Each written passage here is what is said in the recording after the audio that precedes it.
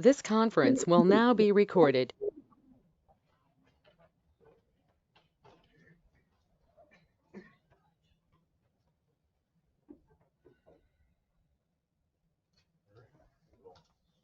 Get the meeting going, call to order, stand for the pledge. Pledge allegiance to the flag of the United States of America, and to the republic for which it stands, one nation, under God, indivisible, with liberty and justice for all.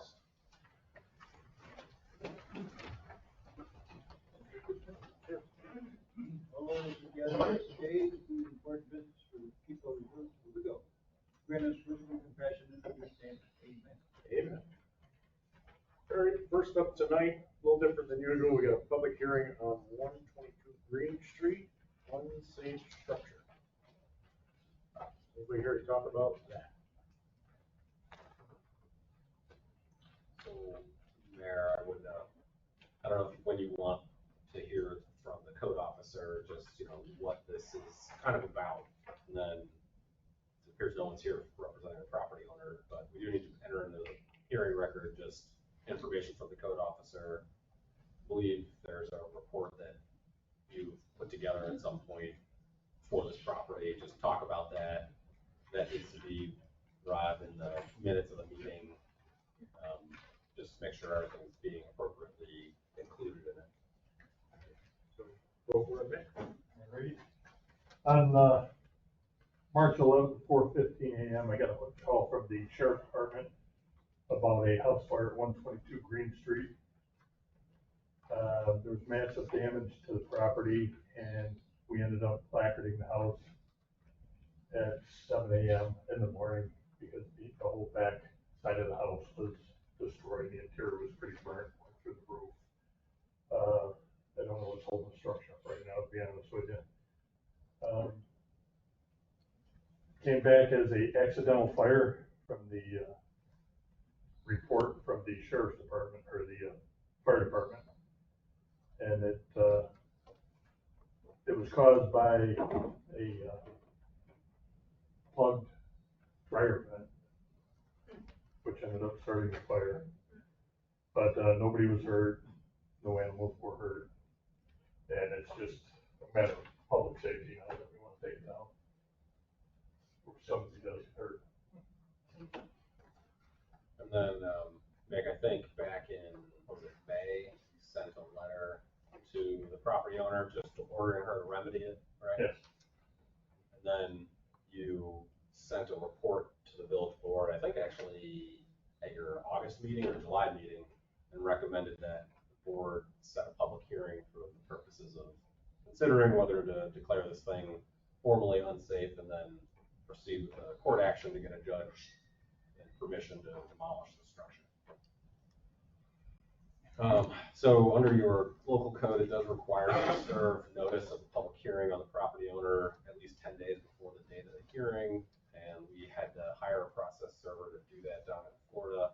They confirmed they served her on August 21st at 9:43 a.m. I don't have a copy of the affidavit of service from them yet, but they informed me of this on August 30th. So I think that's adequate for our purposes as of now to move forward. And then we'll rely on the affidavit of the process server when we go to court and say, Judge, let's demolish this place, please.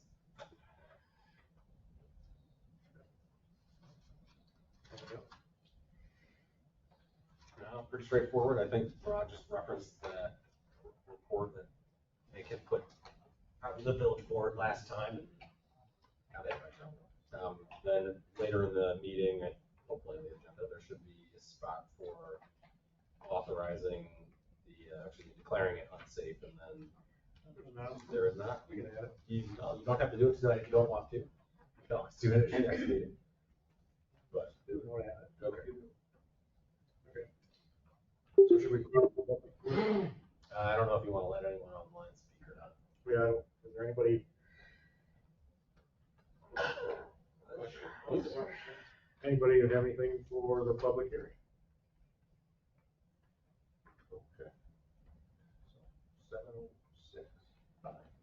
Gary.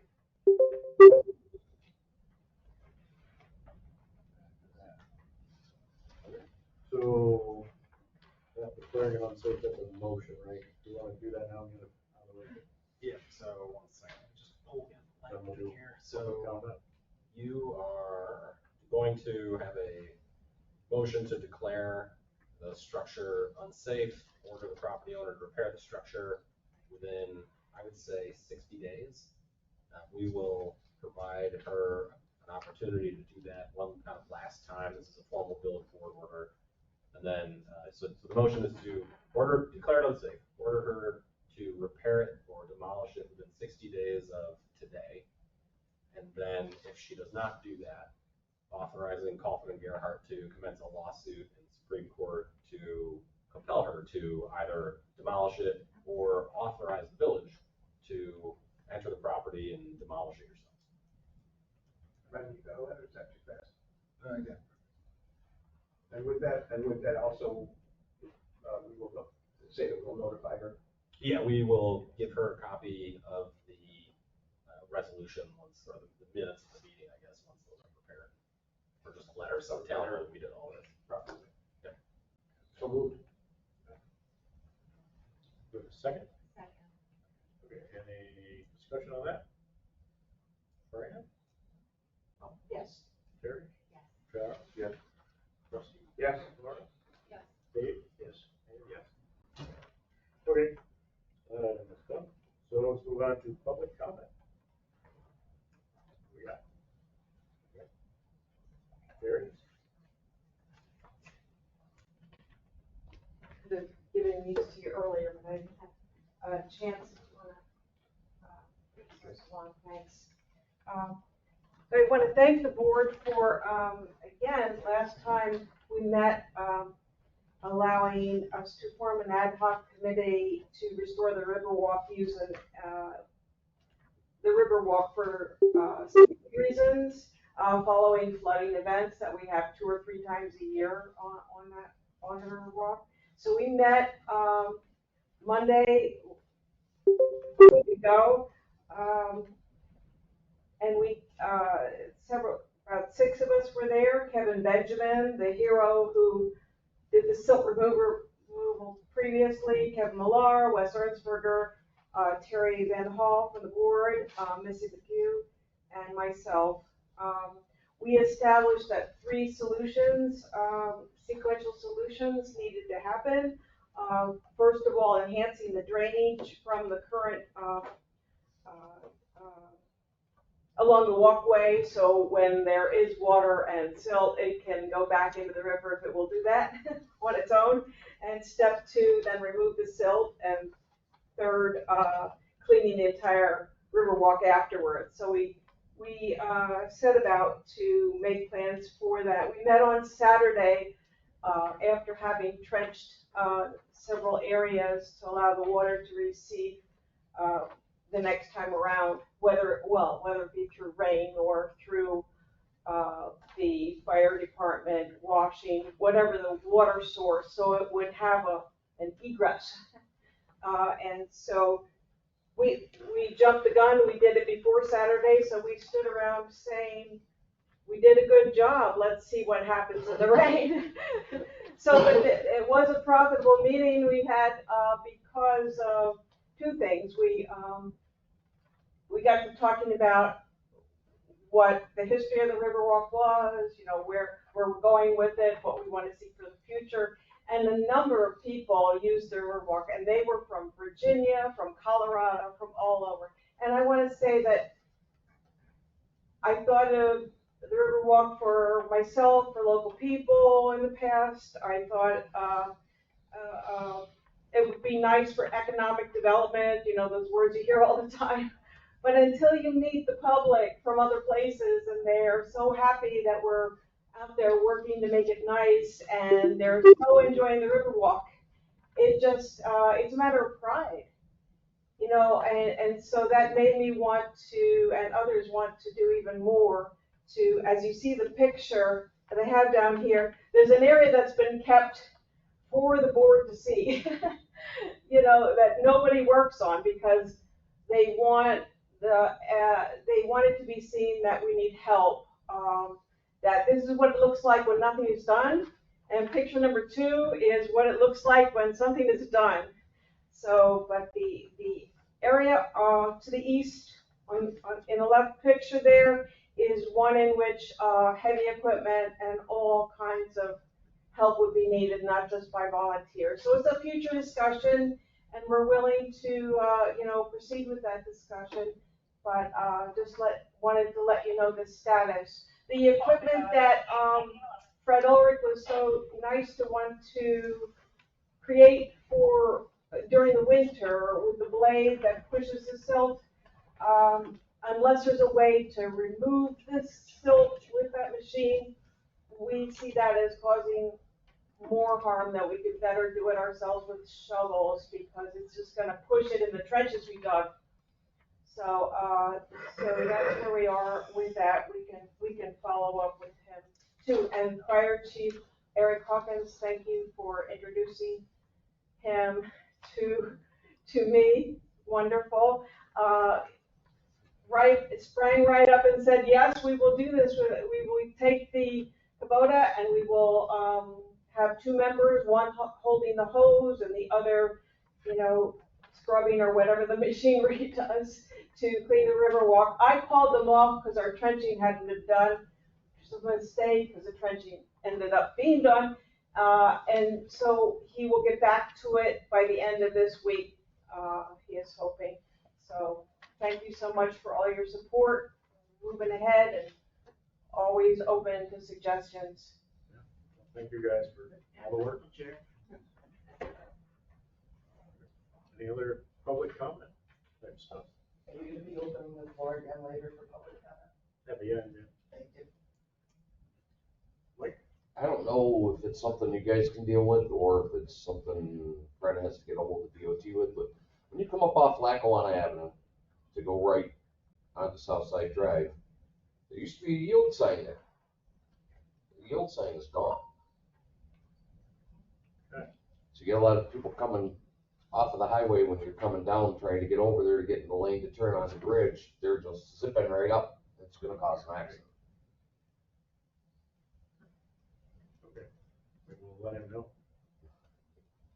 I don't know if the state's gotta deal with that, or Is it that dotted line that, the 2 lanes, one goes straight, one turns? yeah, Supposed to use like a merge lane, like you're getting onto a highway. yeah, but there's been a yield sign there for years, and that yield sign is gone. It disappeared. I guess we'll have to get the state DOT to figure out why it disappeared. They maintain Lackawanna? Well, so that's their 434, that's what he's talking about. Like when you come up on 434.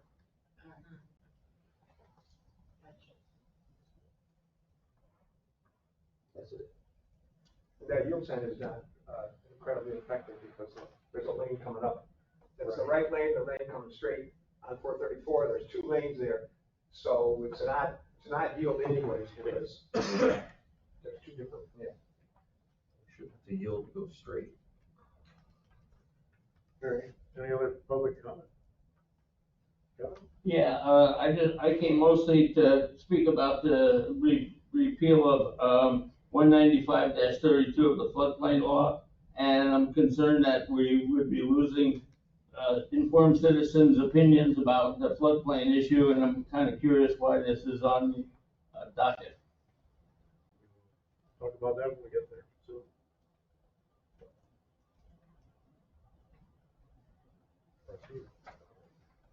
Well, that's good enough. Except that when we talk about it, then he doesn't get to talk anymore, of course. Oh, true, yeah.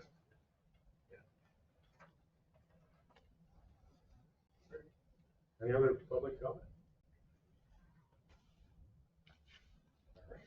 So we got no invited guests tonight.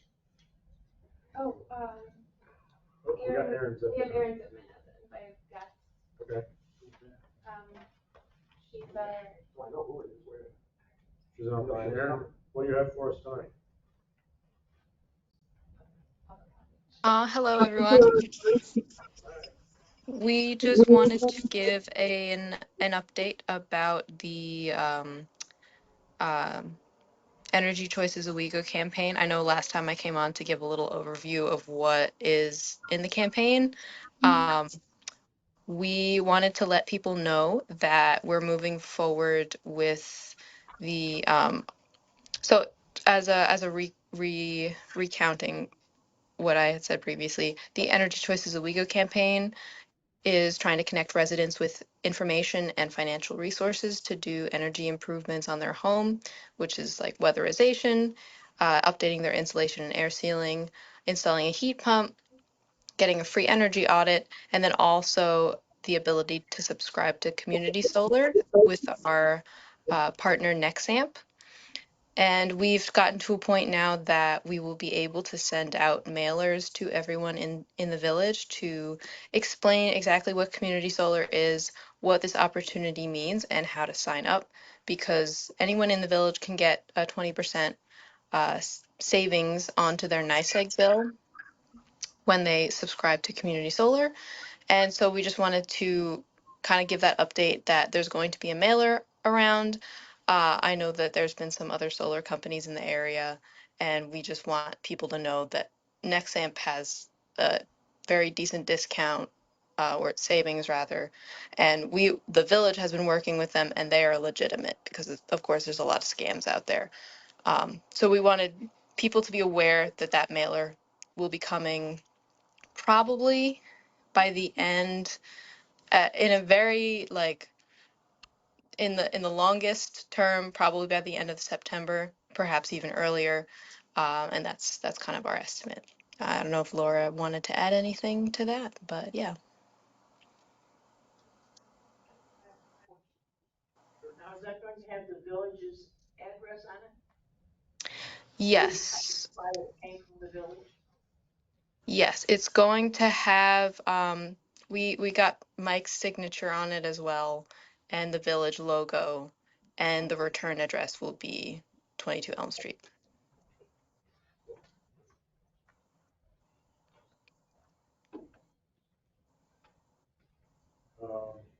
Are you able to come with me Friday at 9 to be on WBO?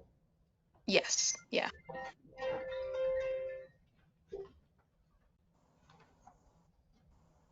So I'll make the same sort of announcement on Friday, if that works. Yes, that helps people know what's coming, which is good. Anybody have any questions for Aaron? All right. Thanks, Aaron. Okay, thank you guys. All right. So, anything other? So, we'll go to department heads. Let's try and get the fire first. Fire on the agenda for you guys. Parts are still not in for 841 to go for Albany. They called today and said that they're looking at the first week of October for parts. Those are just the 2 cylinders. Everything else is already in up there, ready to go. That's for the ladder truck. Up the ladder truck. Okay.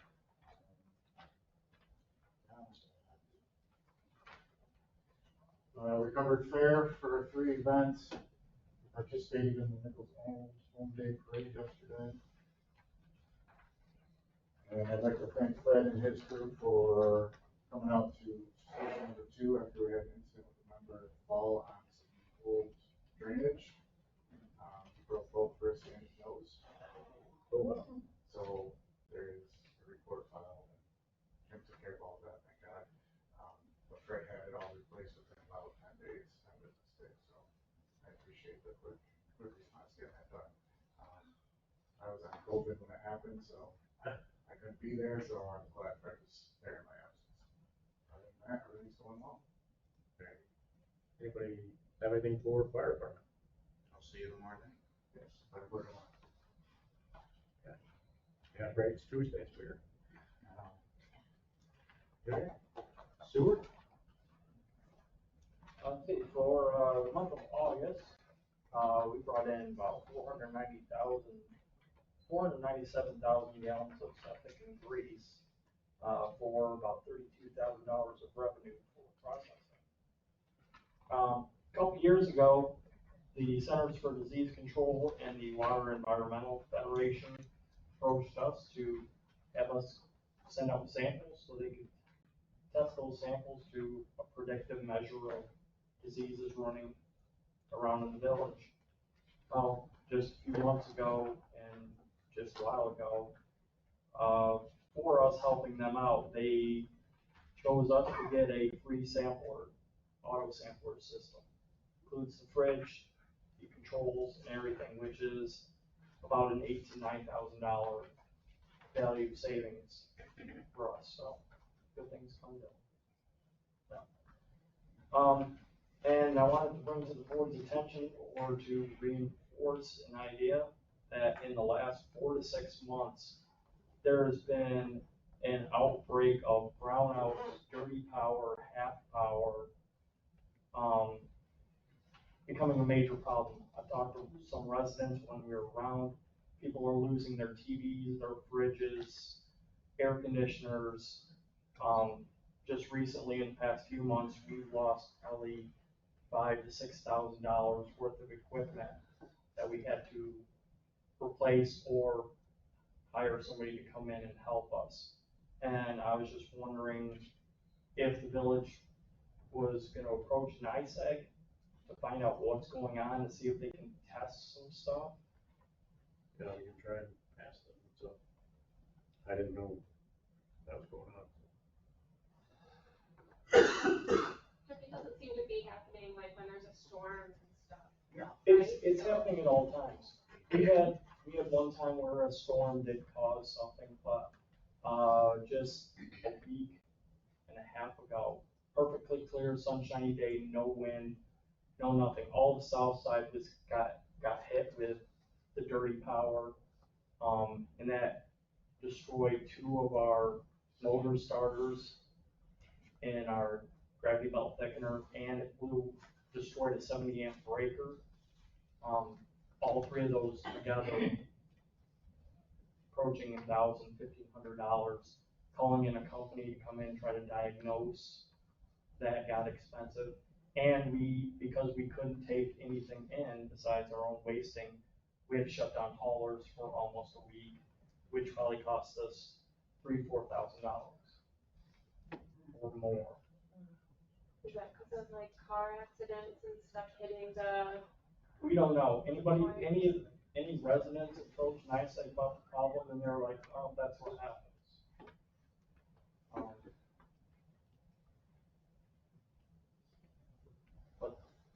And it's only been the past 4 to 6 months, so I don't know if some power grid has been changed or rearranged or what might be happening. That's weird. So you suggest we reach out to NICEAG?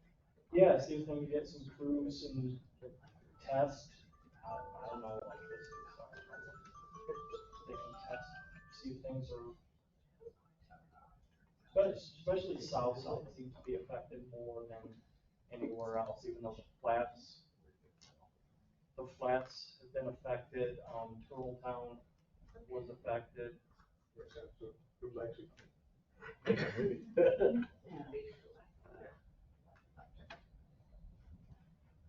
Turn on your Christmas lights. Or Griswold. We'll have to get a hold of NICEAG, I guess, to figure out. They know what's going on. So who should be doing that? I guess any of us can. I can call them. What's up? You got any contacts yet? Because the only person I know is like their PR person. Government relations. I don't know anybody in Binghamton, but I can reach out to them. Figure out what's going on.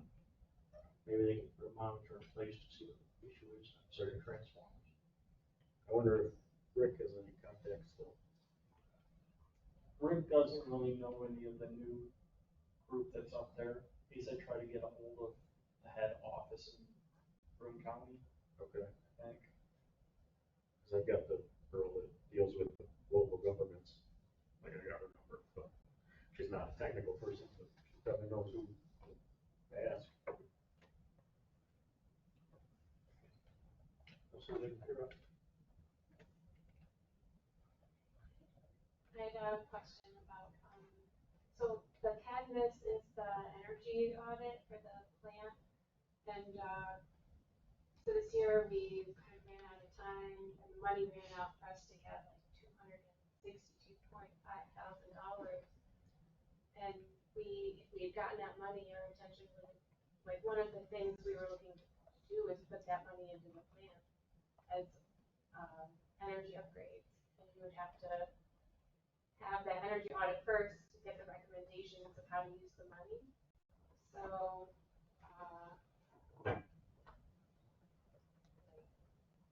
are you interested in getting the assessment so that maybe we get our plans together for next year? To, when the money comes around, to maybe try again then. Yeah. Okay. I'll try to schedule a meeting. I recently read over the report of our infrastructure, our water, our sewer infrastructure, and the plans for a stormwater system, and it included the history of the plant. And so I have like a couple pages of information to share about like when the plant was built and the ages of a bunch of the systems and the names. So it'll help to maybe reflect some of the information that we needed for the assessment. So I just wanted to say that I got all that info to help out.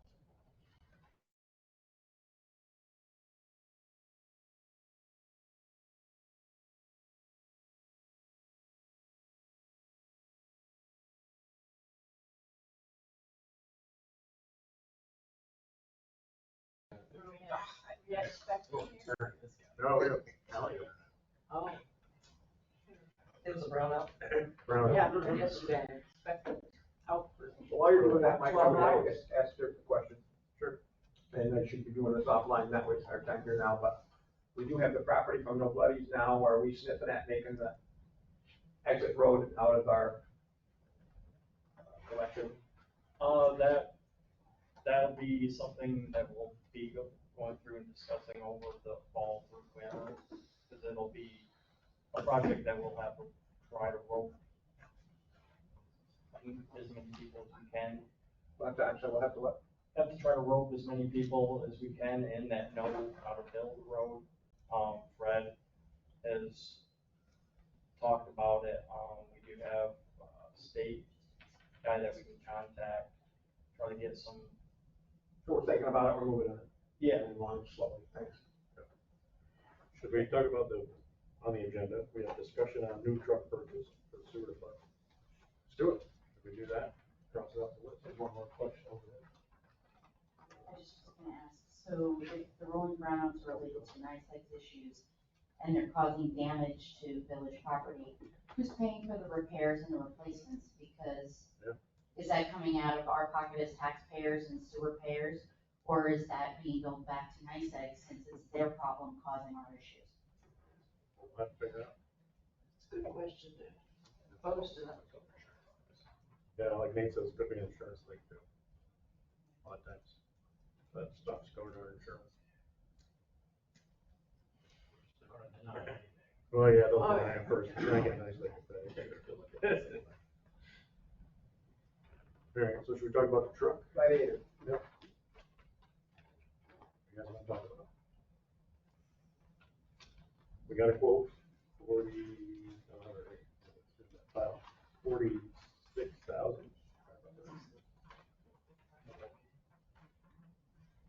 We've got that, we've got the quote, we've got the whole thing, we've talked about it numerous times. Apparently, Dirk has settled on me on this particular one. It's not the monster, most expensive, craziest one, but it has the things that it needs and wants. This is about the price we were talking about. Dave?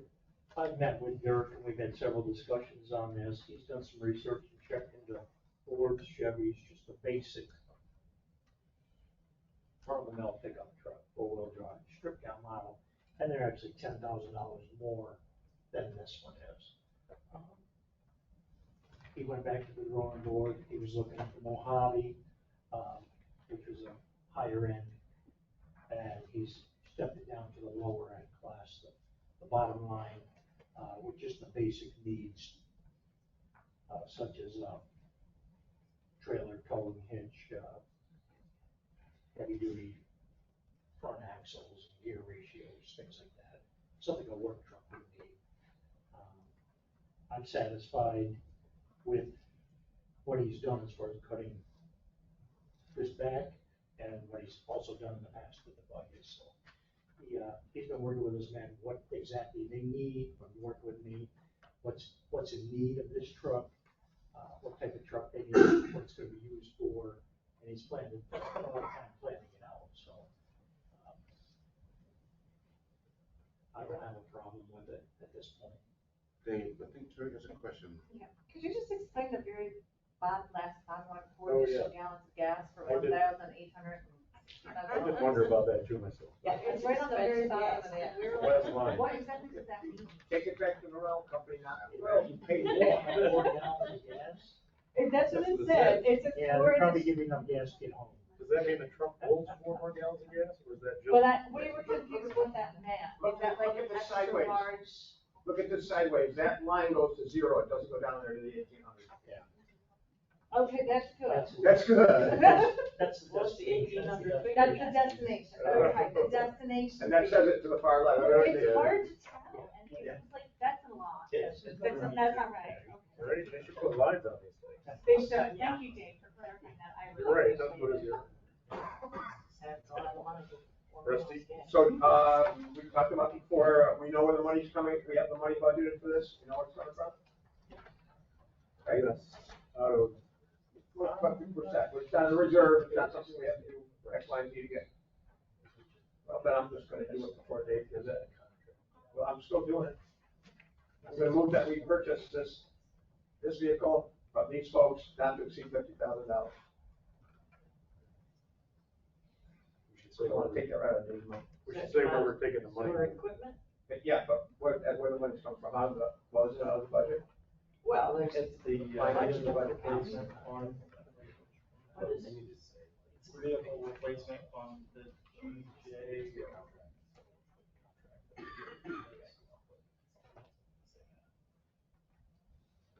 So do we know the line item or the placement?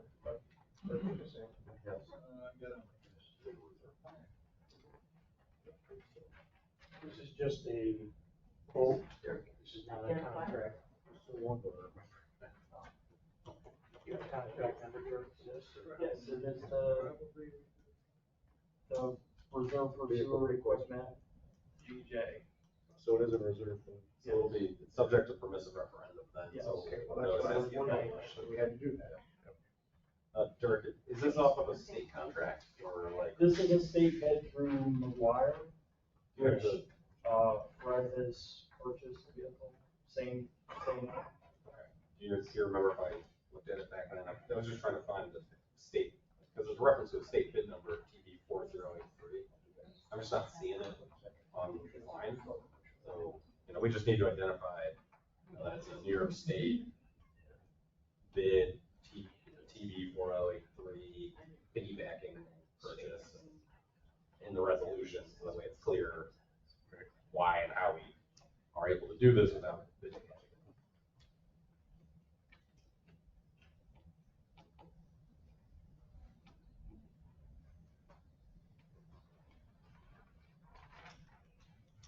So I wasn't really making a motion, I was just discussing what I might do if we did it. If you were to do a motion. So we're gonna get to a motion. A motion to purchase this vehicle, from the choir, That's, et cetera, for a cost not to exceed $50,000 and the money to come from from the. that particular. that Sewer reserve equipment. fund. Reserve account.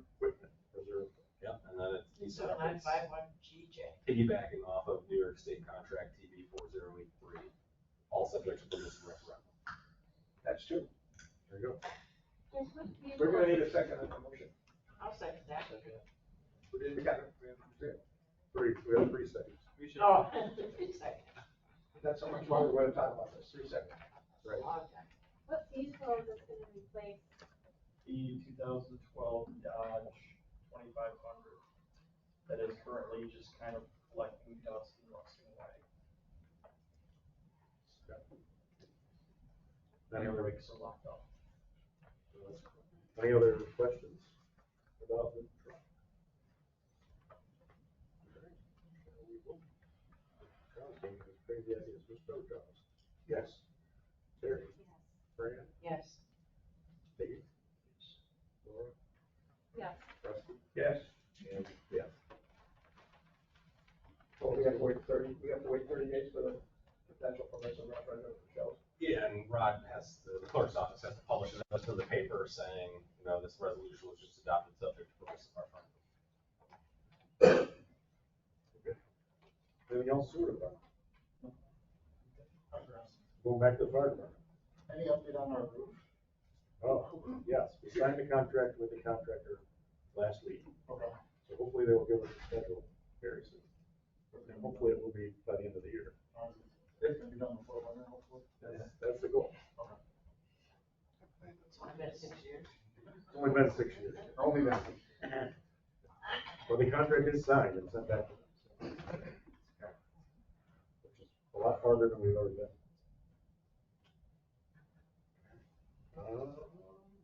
EMS.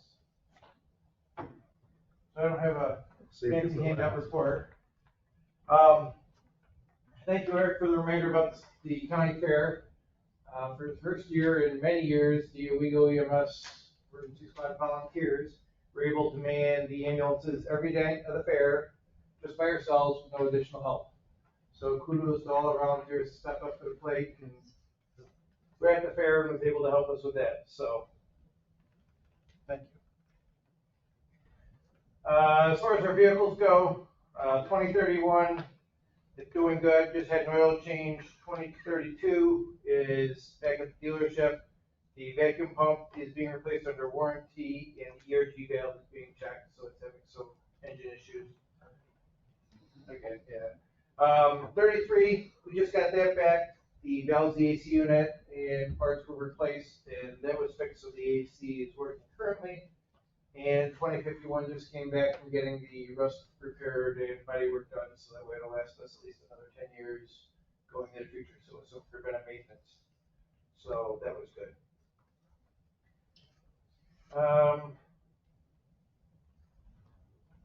Other than that, the only other thing we have is the PowerPoint. You want to do that now or later? All right. So, as you guys know, we've been having lots of issues with maintenance of the ambulances and that kind of stuff, and we're in the process of rechassing 2 of the ambulances. While they're out, we may get a loaner from the sales rep, shall we say, the company that's doing the work, and we may not.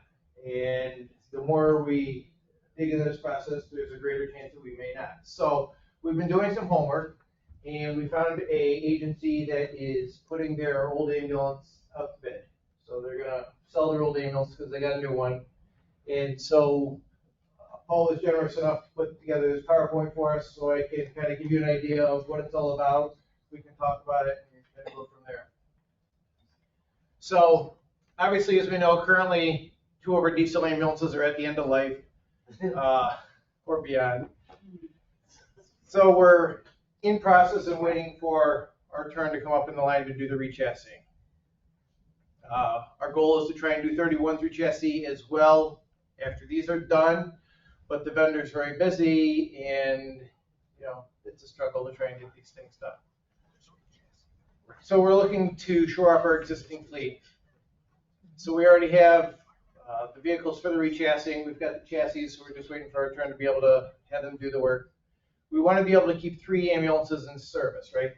Because our primary ambulance goes out, and there's many times where we have the second or the third ambulance that can go out as well. There's something else. I think the backup camera was on the bottom of that last slide. It's all right. Oh, backup for extending our of service, right? So as we take vehicles out of service for maintenance, repairs, factory to get service or whatever, brings us down to 2 ambulances. So if we look at this, it'll help us maintain having 3 in service. All right, fair enough. So what's important about this ambulance, right? It's a Horton ambulance. Our other 3 ambulances we currently have are Horton ambulances. So it maintains consistency, right? Muscle memory, so that way when our volunteers show up in the middle of the night and they say, oh, the Band-Aids are here, they're in the same spot in all the trucks. And they're not in different spots, right? All the buttons are the same, they're all labeled the same. So it makes it much easier and makes the patient care flow much better by having the same kind of ambulance. So it keeps up with our fleet continuity. This ambulance we're looking at has low mileage. It had 43,500 back at the beginning of June. The agency doesn't run as much as we do, so there's very low miles on it, which is great. How old is it? It is, let's hold that thought. I think it's the same age as 2032, at least the chassis is. I think it's, I don't remember. We'll see if it's in here. It's an 06, 07. All right, so it's somewhere in that ballpark. You think 2006? That's a guess. Yeah, I think it's somewhere in that ballpark. But when they built it, it came fresh from the factory, new box and everything. So it's never been, re-chassised or any of that. Some key points with this one is, we've looked at different ambulances that are out there. We looked at just buying like a Horton box that's similar to ours and sending it and that kind of stuff. And we haven't had any luck. They want $1 million for these things that aren't worth anything. This one that we were looking at comes with the automatic stretcher, the power load, and those 2 pieces alone are like $60-some thousand. So you can see here the power load system, the list price is 34 and change. And so the total for us would be almost $31,000.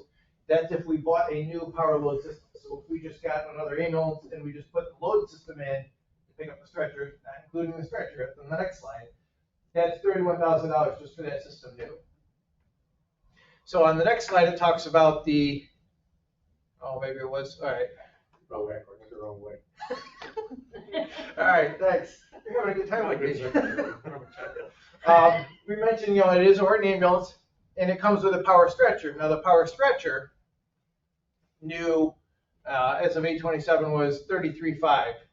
So that's another $30-some thousand for just the stretchers, so we don't kill our backs of the volunteers, right? Because the stretcher goes up and down on its own, and all I have to do is push the button. It's a savior, both of these pieces, right? So right there is over $60-some thousand of new product. Now, of course, this one we're going to be getting, it's used, but it's used lightly. Next slide, please. So what do we do after we have 3 revised ambulances, right? Do we want to keep it, right? Have we been maintaining it? Is it still doing well? We want to run it as frontline, get lots of life out of it, and then sell it. It is a 6.0 diesel, which we've had troubles with some of them in the past. So it's probably got at least 60,000 miles left on it before it needs major repairs. Obviously, we could keep the power stretcher and the power lift if we do decide to sell it afterwards, if we choose to do so. So it has lots of value for us. We can run it frontline and then send it out for re-chassis, right? So we can use it, put the miles on it, get it well over 100,000 miles, and then we could put it in line for the next re-chassising and, do it that way so that we don't have to spend hundreds of thousands of dollars on another one. Let's see, run it frontline, send it to re-chassis. Oh, and remembering the re-chassis is about half the cost of a new one. So with this one not being re-chassis before, it's fresh out of the factory, so it shouldn't be as bad. And I did read the last bullet. Sorry. I figured this out. It would ensure our EMS department has the needed ambulances, right? Because there have been calls in the past where we've been down to 2 or sometimes 1 ambulance because of mechanical issues and that kind of stuff. So it gives us the ability to have a spare. Say if one goes out for an oil change or goes to, a dealership for 2-3 weeks, we can pull this one in, put the equipment on it, and be good to go. Because we have the people, and it's proof by how we were able to manage the county fair all by ourselves for the whole week. So, all right, next please. So what do we need to do to other than purchase the ambulance? Obviously, we need to letter it, so it's New York State Department of Health compliance, right? The state requires us to have at least 3-inch letters on all 3 sides that say Owego EMS. We've got to do that. Yeah, we're going to start on top and all that stuff. Knox box, those are about $1,500. So that way it gives us, the pin codes to be able to get in the Knox box so we can get into other facilities in the village. So that way we don't have to worry about waiting for OPD or whatever the case may be if we need to get in. It's got the Knox, or we'll need to get an ARC box, which is about $1,500, which is going to be permanently mounted to the vehicle. So that way we can keep all the narcotics in it, combination safe, the whole 9 yards. And we're going to get a well-mounted sharps container, which is about $100, and we've got to install the radio, which Paul's got, and he'll be able to donate that so that way we can have a radio in the ambulance. And of course, just the cost of the installation. And then obviously other equipment, if we've got extras, we could, keep it on it, or certain things we'd be able to pull out of the ambulance that's going out of service and put it on this one, so that way we always maintain free service. So the drawbacks, as we mentioned, 6.0 diesel, it's been a headache with 2032 and 2033. So that's why we're switching to gas, but this one's got low miles, so it's a great candidate for us for the interim. So it's got, as we mentioned, about 60,000 miles before we think it may need major repairs. Or as Paul likes to put it, 28,000 billable miles. It's got some minor interior, differences between what we have now and this one, but layout, factory stuff, it's all the same because it's all board. There is a smaller O2 tank on it, but that won't make a whole lot of difference. It just means we're going to change it a little bit more often. We were able to go do a site visit of this ambulance. The top 3 EMS chiefs went on July 8th to take a look at it. We're going to keep the name out of it until we go into executive session to talk about it some more, but for presentation purposes, we're not talking about the name of where we're looking at getting it from.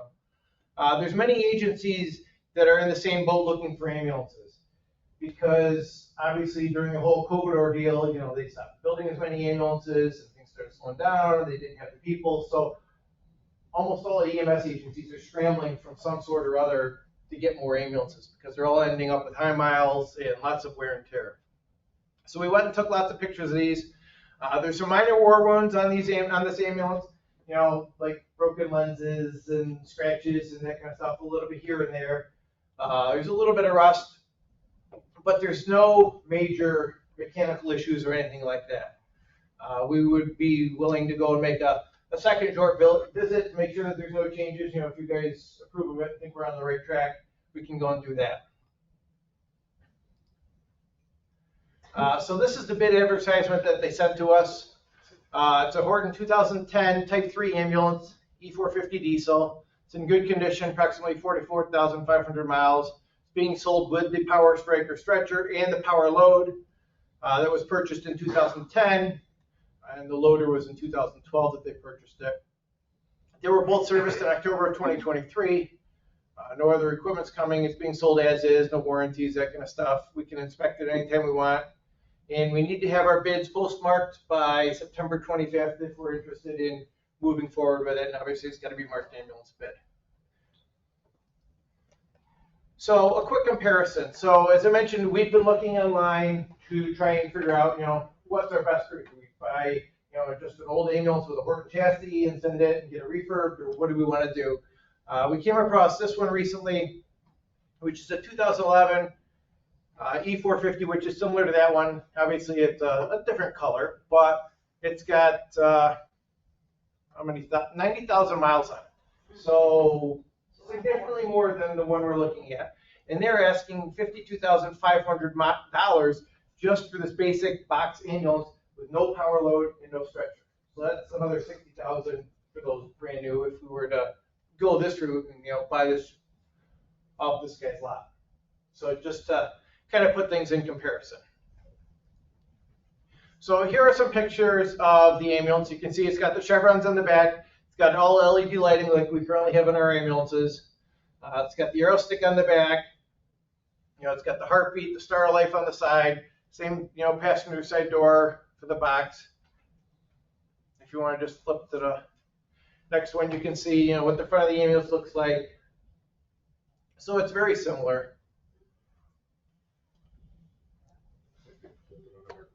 Yeah. And it's got the turn signals, on the front of the cab there, just like ours do now, or most of them do. But if you look at the compartments and stuff, they're very similar to what we got. It's got the running boards like we've got. It's got the same, dash panel for electrical because it's a Horton as well, so the buttons are all in the same spot. A picture of the mileage for the odometer, where the radio siren controls are and all that. And this is just a picture of, some of the cabinets, some of the equipment. The Shoreline's in the same spot with our ambulances, which is nice, because as we rotate them around, you can just plug it in and not have to worry about it. Don't mind the guy in the picture holding the equipment in, but this is, a picture of the Striker, power load and the stretcher, which are a great asset. And, the cabinet layout for ALS supplies and stuff is, same as what we've got now, which is nice.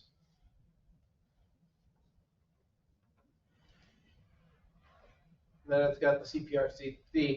The biggest difference between this ambulance and ours, and here you can see the monitor is on, as we're looking at the jump seat, the CPR seat to the left, where ours right now are on the right, where ours are on the left. So that's the only difference between what we have now and this one. So does it come with all the equipment that's shown? No. The only thing it comes with is the stretcher and the power load. Other than that, we got to use our equipment. That's okay. We've got plenty. Okay. Wow. So it just shows, they got the glove holders like we've got, the cabinets for, the Band-Aids and all that kind of stuff, the suction units down below, just like ours are. And it's got the handrail along with the light switches and supplies in the drawers. And it shows you the Striker information for the power load. And then, the Ford stickers for the chassis. And then the next slide are the Horton stickers for the ambulance box on the back. So that is the presentation.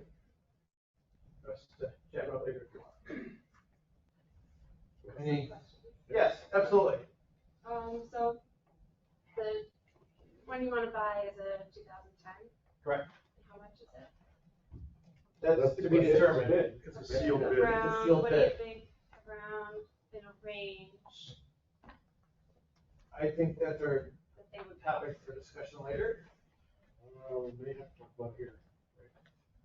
Do we talk about an open forum, or do we? Well, I think if it's relating to a sealed bidding process to purchase something, that there's an executive session for that. Can I jump in for a second? Yeah. Yeah, so, we don't want information that we're not supposed to have out. So the different kind of question is, how much would we be expecting for an ambulance if we're gonna buy something used? What would we be paying for an ambulance? Would it be 20 grand, 50 grand, 100 grand, 150 We grand? saw the one with 100,000 miles for 50 with no stretch. So that would, we saw that. That was a. Yes, and they're all over the market. Most of them are high mileage, 100,000 miles plus. Some are even 200,000 or 300,000 miles, and they're selling them for, $40,000. And it's like, why would you want to buy something with 200,000 miles on it for $40,000? I think it's crazy, but that's just my own opinion. So, I think it's a great ambulance. It's got lots of potential. We can, merge it in and use it like we are using the other ones, and we can, if it runs well and everything's good, we may look at, putting in the recycle, for the re-chassis and all that kind of stuff with the other ones. And So you want to replace 2033? so 2032 and 2033 right now are up for replacement. But while they're gone, we need something else to maintain our fleet of 3. And then we can use it as, after those are done, because it's going to take over a year for that to happen. It's going to take at least 6 months per ambulance, if not more. The rate things are going, it's probably going to be more. And then once that's over with, then we can decide, if we want to keep it or if we want to sell it and get the money back out of it that we put into it, basically, or what we want to do. And obviously, with the way things are set up, every call we take, with that ambulance, it will be bringing in the money to pay for the purchase of it. So it's not replacing, it's adding, basically adding a full ambulance. Sometime we will have 4 ambulances if everything goes correctly. And we're gonna do one chassis at a time, so that we'll have three. So we get this, we'll have three, and one chassis will be out, and that chassis will be back, and we'll have three. Now, they're supposed to give us a loaner, but that process hasn't worked that well. Yeah, and I wanted to throw that in real quick, who's doing this with us, chassis this time? Same company. Same company. We were not very happy with their loader and the whole program. And that's why we're looking at this option, because we know what we're gonna have, it'll be ours, there won't be any issues, if it breaks down, we know how to fix it, and we don't have to go through the hassle with that. They didn't treat us well on that. Yeah, and that's why we've been trying to keep our eyes open, and we found this opportunity, and we figured it's worth bringing it to you guys so we can talk about it. Because if we don't talk about it, then we're gonna be back in the same boat, you know, as we were last time, and we don't need that. I interrupted your questions, back to you. Yes, your old Sorry. one's from 2006, and the number 2033, that ambulance is 2006, and it's like you're only gonna replace it with like something that's like 4 years newer. So like, what about getting something, like I know you're familiar with that, but like, what about getting something newer in the future to replace, you know, So, upgrading for real? yes, so the goal with this is to buy it and use it. Now, our thought process now is we're gonna use it as a frontline ambulance, because it's got the second most amount of miles. 2031's got 30,000 miles, somewhere in that ballpark, I think. But that's, you know, in great shape, scratches, dents, that kind of stuff. And so we'll take this one and we'll make it the prime while the other two are getting refurbished and just run it. So that way we'll put the miles up on it, and when we get done with the re-chassis of the other two, it'll be pushing, I don't know, 100 plus, maybe more. It all depends on the call volume.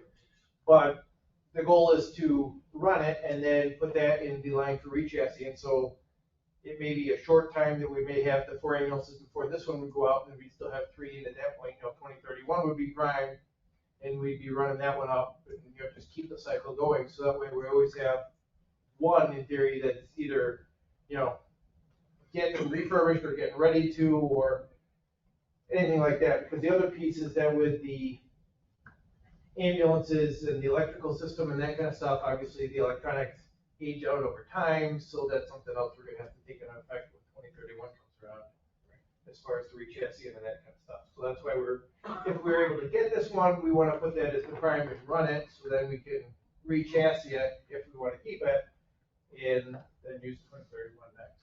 And for ambulance people, re-chassising, just an overview, is you take the box off the back end where they work on the people, take that off, you slide a new truck under it, and you put that same box back down on. So the new truck vehicle will be a 2024 if they did it today. Brand new vehicle, or same EMS box that the people go in. Yep, and it's about half the cost of the new one, so it's a big difference. I mean, obviously, yeah. Right, yeah, and when they take the box of the EMS part off and put it back on, they make it all fancy and Make you new again. paint it again and whatever. But we are talking about having 3 old ambulances to sort of have to refurbish instead, and like, if with the same amount of money, could we just get one great, good one? It's gonna be over $1 million for one new one, isn't it? How much is it for one with the power structure and how much is that cost approximately? It all depends on the options. It's pushing 400, I think, somewhere in that ballpark for a new one. But it all depends on the options and how fancy you want it. I mean, we could spend $700,000 to buy a new ambulance if we wanted to. If we were in some other place that money to spend, we don't. We're trying to be responsible. We're trying to be, as economical as we can with the money and keep as many trucks on the road running for our volunteers to use, because we have the volunteers to support the ambulances and tow them. So This would add a 4th ambulance, or a 3rd when we get rid of, when we send one out to be rebuilt, we definitely have 3. yeah, it'll help maintain No, that effective. makes sense, that's good. And we definitely got, if you listen to the scanner, there's going 2 and 3 calls all the time. And you guys are staffing them, and you're going out. I have one more question. When you bring it in to be reclassified and they offer you a loaner, do they just generally offer you one? Can you tell them you want a discount instead if they get this one? Want me to field that from last time? Yes, please. Let Robert fill in for last time. Oh, please tell me. The dealer will give you a wonderful song and dance on how he's gonna replace and give you one to use and all that. And once you get it, then you get all the little loopholes that go with it, when anything goes wrong with it, it has to go to their dealer, up and up and up. So it did not work well, and they were late in producing it as well. And it ended up costing more in the long run because the parts that needed to be done, we didn't want the weight of it going all the way back to New Jersey. So we were paying for the repairs local, and it ended up being worse in the long run. So it's better, this is a much better option. Let me try and get you on some of the repairs. Correct. Yeah, sorry. No, I was just gonna try to explain to Laura a little bit about, like, so a new ambulance, like Mike said, is about $400,000, right? To re-chassis, you're looking at about a little under two. I think these we're doing now, we're like 180 something. So essentially, what you're doing is you're getting a brand new ambulance without the patient compartment, but the truck part of it, the part that makes it run, is all brand new. So it is much more cost effective, and you're still essentially getting a brand new ambulance out of the deal. So who's, you're not saying who's selling it, but it sounds like they're putting it out for bid, so they're accepting bids on it. Is it a municipal entity or is it? Yes. Okay. And then, are they requiring that the bids be,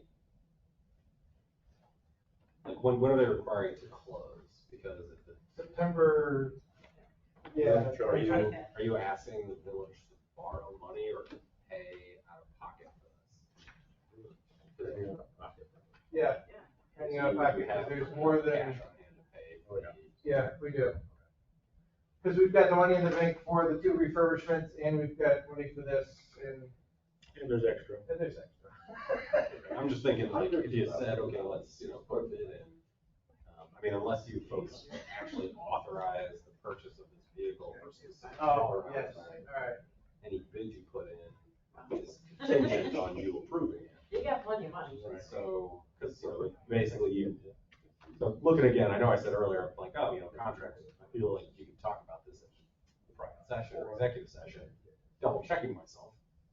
Contract negotiations for something like this are not something you can do in an executive session. You have to have it in public if the board itself is going to be discussing that. So typically the way that you might do something like this is authorize, the department head puts a bid in. You can, I think I've said this before, department heads can go out to bid for stuff because it's the board that awards the bid or approves the contract itself. It's the department head saying, hey, I went out, I thought we needed this. We had this opportunity to take it. So I think you could put in a bid for whatever number you think is appropriate. If we win it, then great. It's up to the village board to say we will follow through and approve it. If we win it and the village board goes, well, that's way too high, then we don't purchase it. It's basically putting on you the number that whatever you think is appropriate and then you think the village board can also approve. So would it be possible to go into the executive session, kind of like you're doing with the other truck, and say we could go up to, X amount and get the approval, and then we can work out the numbers, but. Well, no, you would just do that in an open session. What was the executive session for the other truck? There wasn't. He's talking about the pickup truck. Yeah, but there was no executive session. No, but up to. Yeah, right. I mean, so if you said in open session, all right, what are you guys really comfortable with? So and then it's on the EMS department to figure out the actual order. You just need to make sure that the bid packet or the bid solicitation does not say it has to be a firm approval and we can't back out. Because otherwise then you do need village board authorization with a specific number to submit it. And they think that to submit our offer. Because by submitting it saying that we're willing to give you. Who's in that part? Yes, it was X amount of dollars for. Oh, Right there, 9. Money for a brand new one, we just wasted on a brand new. No wonder. That's what they posted in the email that they sent to us, excluding some details about the address. That's. I think I figured out how to go back.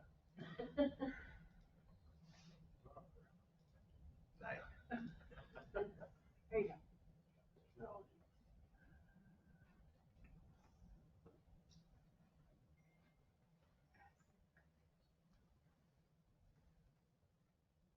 Yeah, I mean, I don't see anything there that says it has to be, that we're bound to it, but I have to look at the actual bid package that they, or the bid package or notice that they put out there, we can ask them. But I mean, if you ask them for it tonight, then I'm trying to figure out, okay, so what's the way to do it? You said, all right, you're comfortable going up to 200,000, then you'll put in something less than 200, or maybe you do 200, but that's the maximum authority that the village board is willing to give to you, assuming you exercise discretion in that. So these bids have to be on September 25th. 25th, yeah. Our next meeting is the 16th. So maybe maybe the EMS department should work with Nate with the info to figure out what exactly we need to prepare for, the specific, you know what I mean? For a specific price. Rusty? I'm a little confused. How in the world would a bid process work if everybody had to make their bid public at their meeting? Right. And then how in the world would that work as private? Yeah, so That doesn't make sense. There's an exception to competitive bidding under New York state law that allows one municipality to sell surplus property, which this is a surplus vehicle for them, to another without competitive bidding. So we could also just go to them and say, hey, we're a municipality, here's an exception to competitive bidding. We will pay you this much money. Will you accept that? And they could just do away with their bidding process. They might say, well, but we really want to get the best value out of it. We'll say, okay. That's kind of what they told us when we looked at it. Sure. We want to get the best bang for buck. I mean, I can't blame them. That's why they would want to do it. But Rusty, to your point though, it is what it is. I mean, when we buy stuff under I was just looking at it again, just to double check, right? The only reason for an executive session is to discuss the sale or acquisition of real property or securities. If discussion would affect the value of it or collective bargaining negotiations. There isn't a reason. That wouldn't count for this, huh? Because it sure seems like it would. There's an ambulance that could go for 100 grand or 200 grand or 300 grand, and somebody else knows what we're bidding. Yeah, I Makes hear sense. you. I hear you. Should follow the rest, but I don't know that it does. I do have a couple other quick questions. Sure. Is this ambulance in service now? Are they using it? I believe they just took it out of service. They didn't take it out 3 years ago or? No. Oh, yeah, I think you said something right up to June 8th or something. Yeah, that's when we looked at it. It was still in service. We drove it the whole 9 yards. Did they tell you why they don't want it? They want to do it. They have a vehicle replacement plan, and so it was up, and they ordered a new one, and this one came in, and they needed to go. So Why don't we buy this one and sell our oldest one instead of rejazzing it? Because we need that. Because we already signed up to re-chassis 2 of ours. So We they're already going have, out. because we have a rejazzing agreement inside. Yes, we do. So they're going out. and they're gonna be gone, and we're not gonna have them for over 6 months at a time for each one of them. So that's a year, we would be down to 2 ambulances if we don't do something. And then down to one when Breaks. one breaks. broken. Yeah. More than likely down to Every single time that call comes, there's always one out of service, so we're always down to, Correct. Yeah. Absolutely. I just said more than likely one. We got the other way, yeah. Or none. Yeah, we've been struggling lately. So I remember when we did the other re-chassis, there was times we had none. And you got a 40% increase over last year's calls. Well, speaking of that, on your, I know it's up to thing, how many calls did we have for August? Did you have that on your thing? No. I didn't hear, okay. Sorry, No, it's fine. I didn't get a chance with Curious. with other things going on. So it's pretty simple, I mean, the concept, I'm not making an argument, the concept is to have 4, to have 3, and to do it while we re-chassis, although and I don't know how many ambulances we want to have down the line and how things are going to be 1 year, 5 years from now. Maybe having 4 to have 3 is always a good idea, maybe it's too many, but That's the idea now, because we've been getting 2 of them out of there for a good year. Yeah, That's the plan. And for a long time, we've had 3, and we're down to 2, like right now, we only have 2. So. And the flag. And a black dog. I remember when we just had a black dog. So we have Michael, until the go next there. meeting though for the board to make a final decision, or, I mean, it might just be what I mentioned, if we talk to these folks and say, listen, we're in a Yeah. municipality, we have to have board approval. They know that, but I don't think they're gonna be interested. Well, we'll talk to them, or I'll talk to them, or I'll talk to their attorney and just be like, listen, if we're the high bidder, but we don't have final board approval, but we're telling you, we expect to get final board approval, and you want the best value, then this is what it's gonna take. And if we're not the high bidder, then it doesn't matter. And they go with somebody else. Or if you reject it, they go with the next high bidder. Like, we just, I mean, we don't wanna tell everybody in the world exactly what it is that we're bidding, so. What the number is, exactly, Rusty's point, Yeah, yeah. I mean, I get it, I just not seeing an Yeah, exception. we pick our price, and the guy next to us says, oh, let me watch your meeting, and all right, $5,001. Going once. So, all right, so do you wanna make a motion to allow Nathan to work with us to? It doesn't need a motion. Now, Just do it. Reach out to me. we'll just do it. All right. Wish we could be like Oprah and just go, you get a new truck, you get a new truck, we all get new trucks. All right. Cool. All right, well, thank you. Anybody else have anything else you think I missed? No. All right. Thank you. Thanks, Mike. Thank you. All right, so everything from police department. Let's see, I didn't talk to Joe this week. yeah, I did this today, and I don't think we have anything. Yes.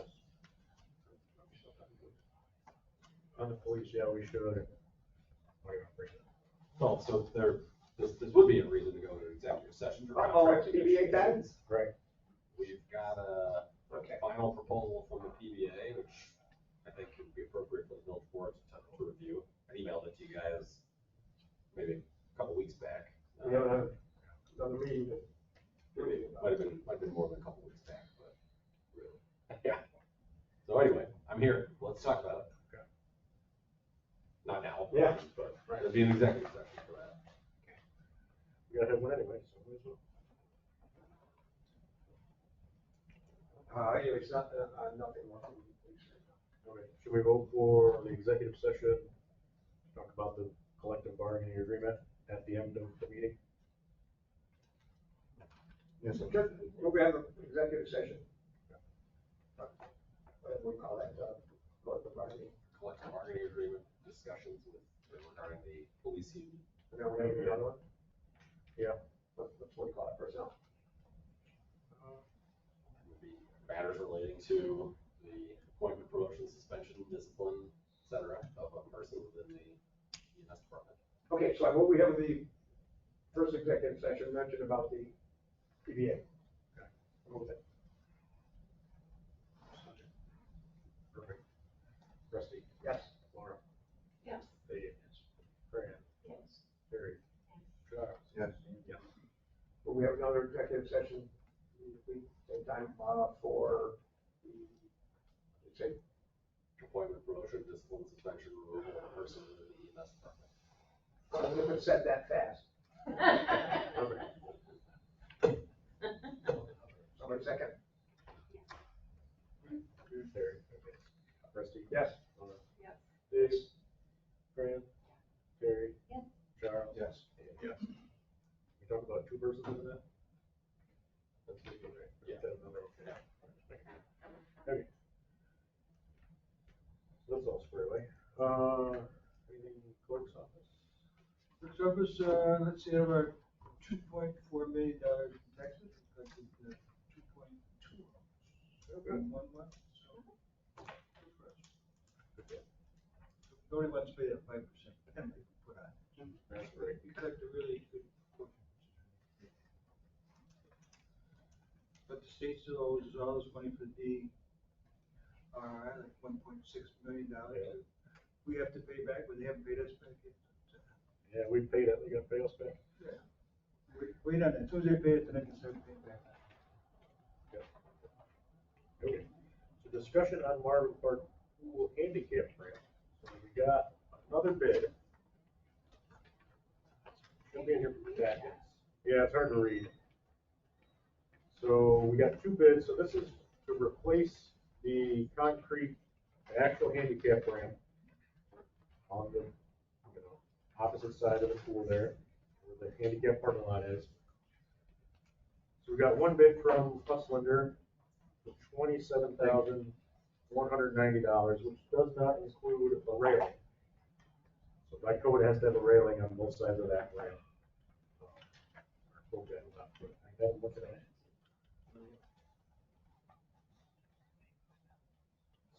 So anyway, Huslander's bid does not include the railing. We have to do that at additional cost. So then we got a second bid. We tried to get three bids, but we got a second bid from Stephen Stubbs. He is the guy that's doing all of the sidewalks around the building. Yep. So his bid includes the concrete sidewalk, ramp, and the railing, powder coated, blah blah blah, for $16,000. Wow. Rusty. Boy, it's greedy time. Could we get him to just put that little, not do the whole other sidewalk, but just, maybe shave down just a tiniest little bit of concrete on the other? We could definitely give him a bid on that, yeah. So, the question is, do we want to award him the handicap side? I'm trying to piggyback this, that other piece. Oh, you're right there, that's just nothing, we're not whole sidewalk, we just want a 1 foot thing, blah, blah, blah. Maybe we could piggyback that, or even offline. I'm sure we could talk about that. Yeah. Did he tell us the time frame when he would be, might be able to do this and we talk to him? I Fred talked to him, I didn't talk to him. I think he's fairly available. Yeah. He does the sidewalks pretty quick. You did try down for the Oaks.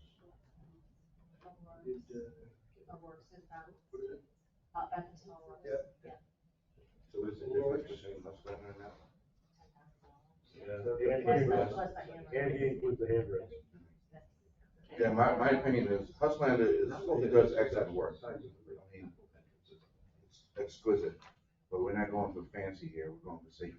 Yeah, it's just a handicap ramp. Cheapness. We don't need stand. Yeah, we. Well, we'll go for six. Definitely going for fighting fish.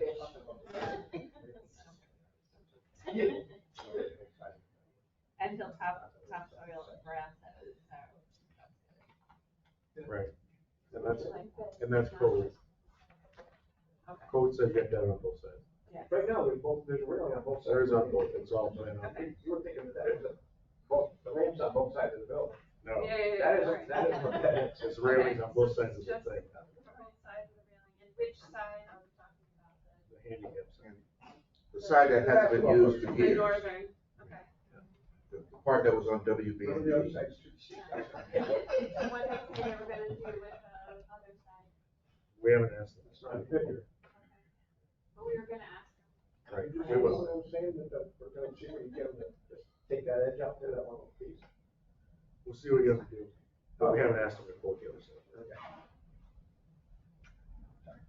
Because we're mainly worried, top priority is to fix that handicap access. So, if you guys want to do something about that, I think it's a pretty good price. So you got power coat, customer's choice of color on the rails to clean up, reseat the blue.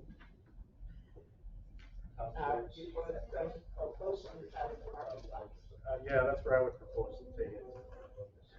Because we gotta spend that by the end of the year, and it's, I think a good use. A lot of people use it. Can I make a motion now that we go ahead with that plan? Yep. How we want to word it? Well, accept the bid from Stephen Stubbs. There you go. Okay. Any discussion about that? So the discussion discussion, just as timing, of course, because we don't.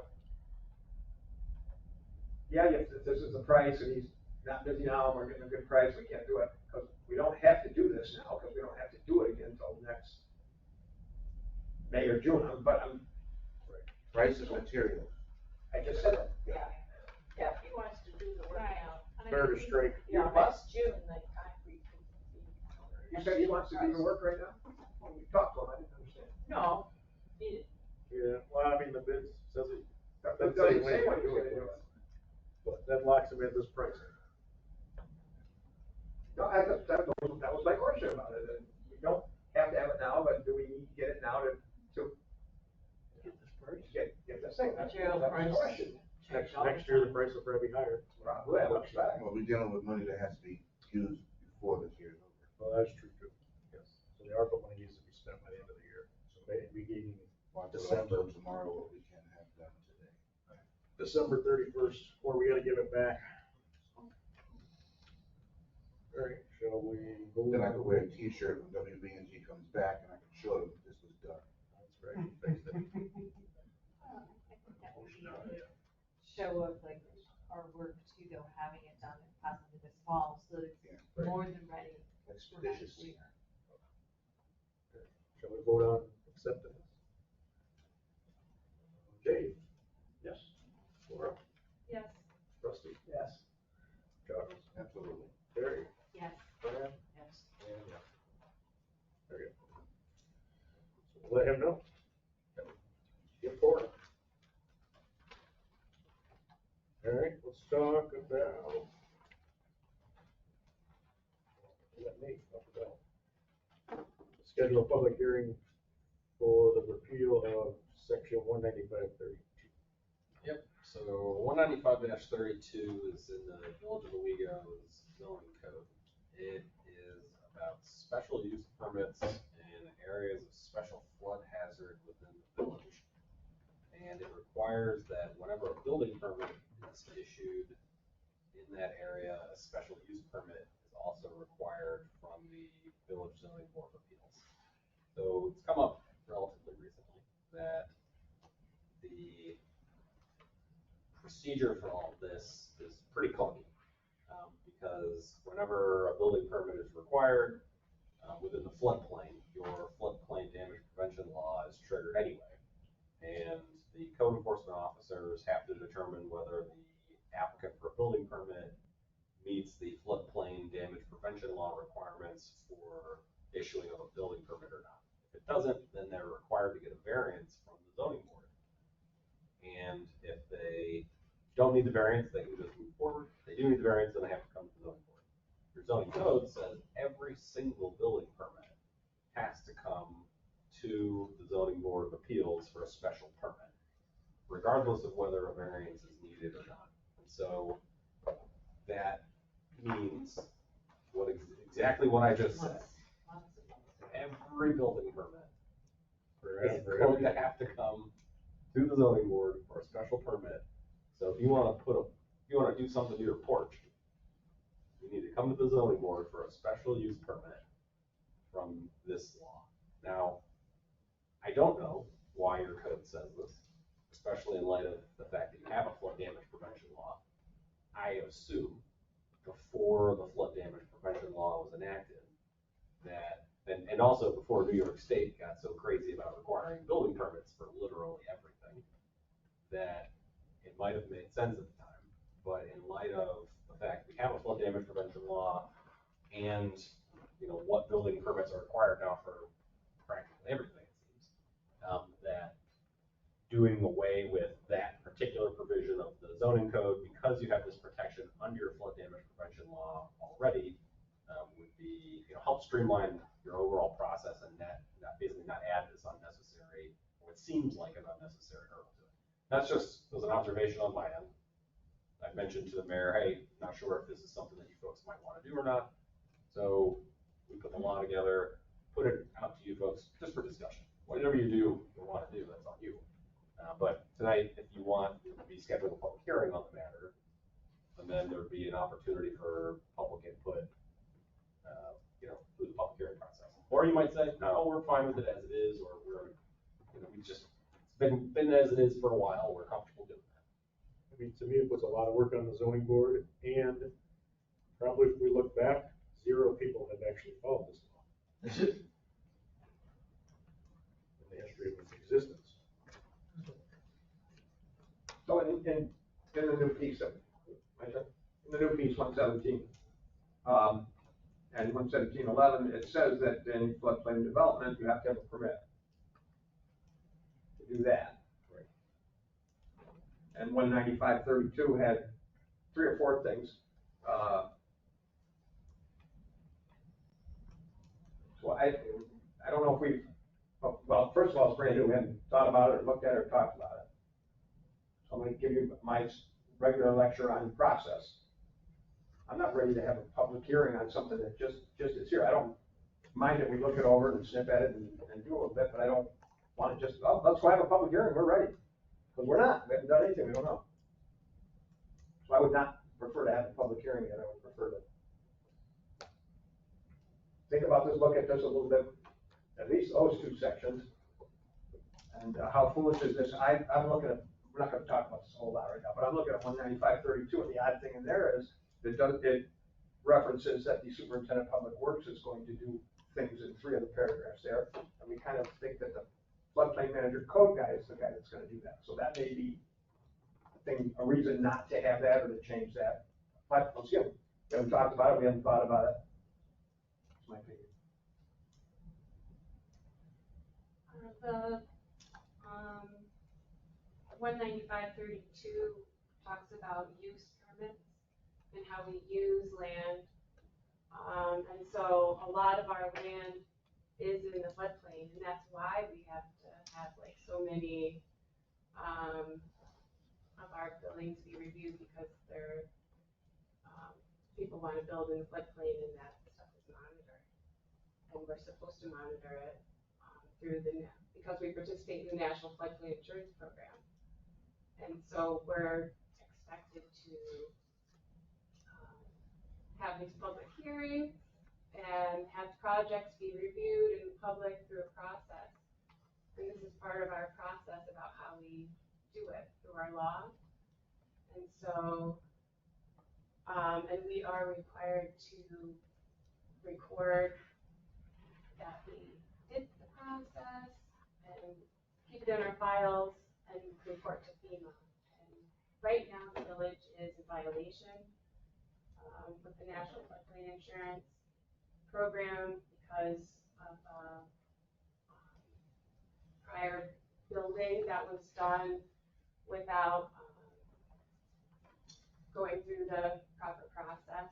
And so we had a building on Main Street be built without proper flood venting and stuff. So the village is still trying to remedy and fix that, and that's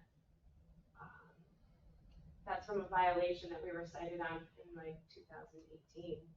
And then we're going to be reviewed for all of our buildings since then, and we should be following the process just because we, as you pointed out, haven't. Where it's supposed to be, and we're going to be just like our past building practices where we didn't enforce the laws that we were supposed to. We got caught and then were forced to remedy it, and this would take off another barrier where like we wouldn't catch things that we're supposed to and enforce the building codes and the laws that we are supposed to. And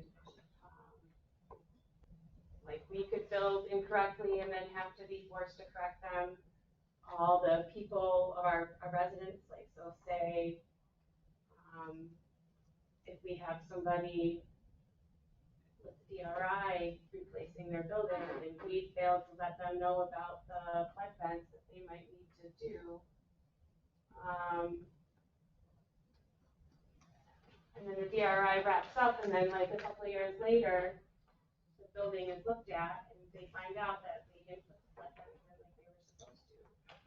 We're gonna have a problem, and like those things could be caught if we have proper reviews through our planning and our zoning boards of of the processes, and this would take that whole So, section of the law.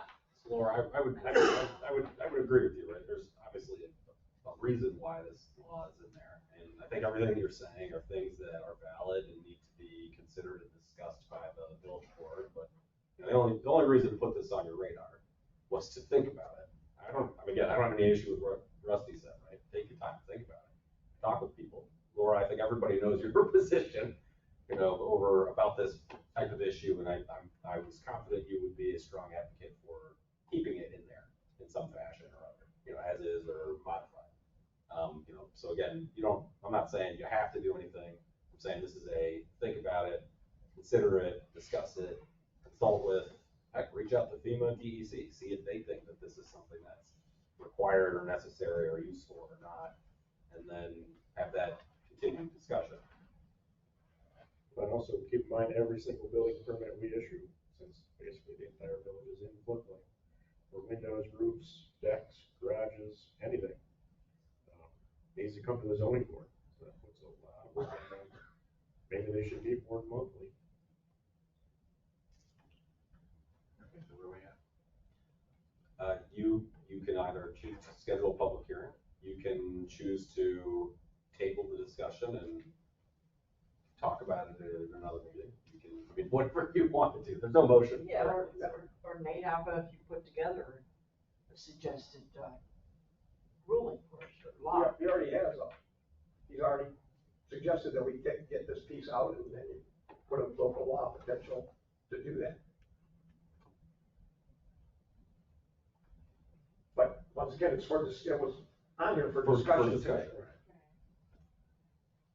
So so let's do that. Let's not do that right now. There's some things. And one is whether or not you absolutely have to have a special use permit. Over here in 111, 117, it says that you have to have a permit of some sort. Up here in 195, it's under special use permits. So that's exactly for special use permits. And so that's another decision that we have. Does it have to be a special use permit that has to go to the zoning, or is it going to be a different kind of permit? Those are all the things that we need to talk about. Okay, so we all agree to discuss this at another time. Yep, that's what I think. Let's go. That's good with me. I like that. Good enough. It was mainly to put on your radar that Yeah. that's a good one. Yeah. Okay, sure, got it. All right. August payment of bills. We want to do that? The payment of bills was like pretty funky with it got flipped over every other page, so it's hard to read. Just to let them know. Okay. We'll pass that word on. Must be a scanner problem.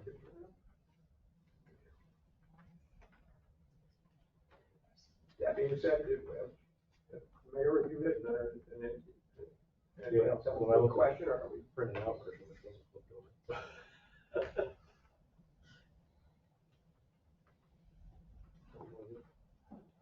I'll motion to approve. Second. Second. Any other discussion? Rusty. Yes. Laura? Yes. Dave? Yes. Fran? Yes. Terry? Yes. Charles? Yes. And yes. Okay. Okay, next thing is the design for the skate park entrance sign. So everybody's got this. We sent it to our insurance agent, and the only comment they had, they liked the wording. Then they commented on the colors, which James updated a little bit to make it easier to read. Send a new one around. So I'm just looking for official okay to tell James to go ahead and order that thing. I approve. I haven't seen any sign. Let me try. It's been in the email. And I know we talked, well, that's nice. And I know that Terry reached out to some people and stuff, but we also didn't make a decision that we're going to name the skate park after Mr. Rucker, did we? I don't believe we did that. I don't mean we. I think it has been done. Right. Yeah, It was already named. we roll it over, just to dedicate, because. Yeah, we did find some old board meetings. So I'm sorry? we did find some old board meetings, so people come make it. I remember all that. Did we decide that we talked about it and you reached out to people, did we make a decision if that's what we were gonna do here in our village board? No. I don't think we did. Well, I'd like to motion then that we name it the Ryan Rooftner I can't hear Skate you. Park. I would like to motion to name it the Ryan Rooftner Skate Park. I'll second that. Which would be just rolling the name over because the skate park before that was dedicated to Ryan Roof. Continue with the name. So we just continue with the name. But a nicer sign. Yeah. Thanks, Dean. Yeah, we got a new skateboard park and we're gonna name it after Ryan Rooster. Yeah, I got it. It's, There was a park, we named it after him. We built a new one, we can name it after him or not, it's fine that we do. So that's the motion, that's to name it after him. We got a motion and a second, let's vote on the name. Dave? Let's vote on the name of the park. Yeah, I'll go with that. Laura? Okay. Yes. That's Okay, it's yes or no. What do you think, Rusty? Oh, I'm sorry, Go ahead. sure. Okay. Charles? yes. Terry? Yes. Fran? Yes. And yes. Okay, okay, so that's the name. That's the seven. Now what about the sign? Now we're on the sign, which just has the rules. I have a question. At the bottom of the sign, it says, thanks to village trustees Charles Plater, Fran Van Housen, Michael Beretta, and Terry Van Hall for advocating on behalf of the skateboarding community. Why doesn't it include everybody? Because everybody didn't vote positively on this park. So you wanna take, There were those who advocated against everything that the park represented.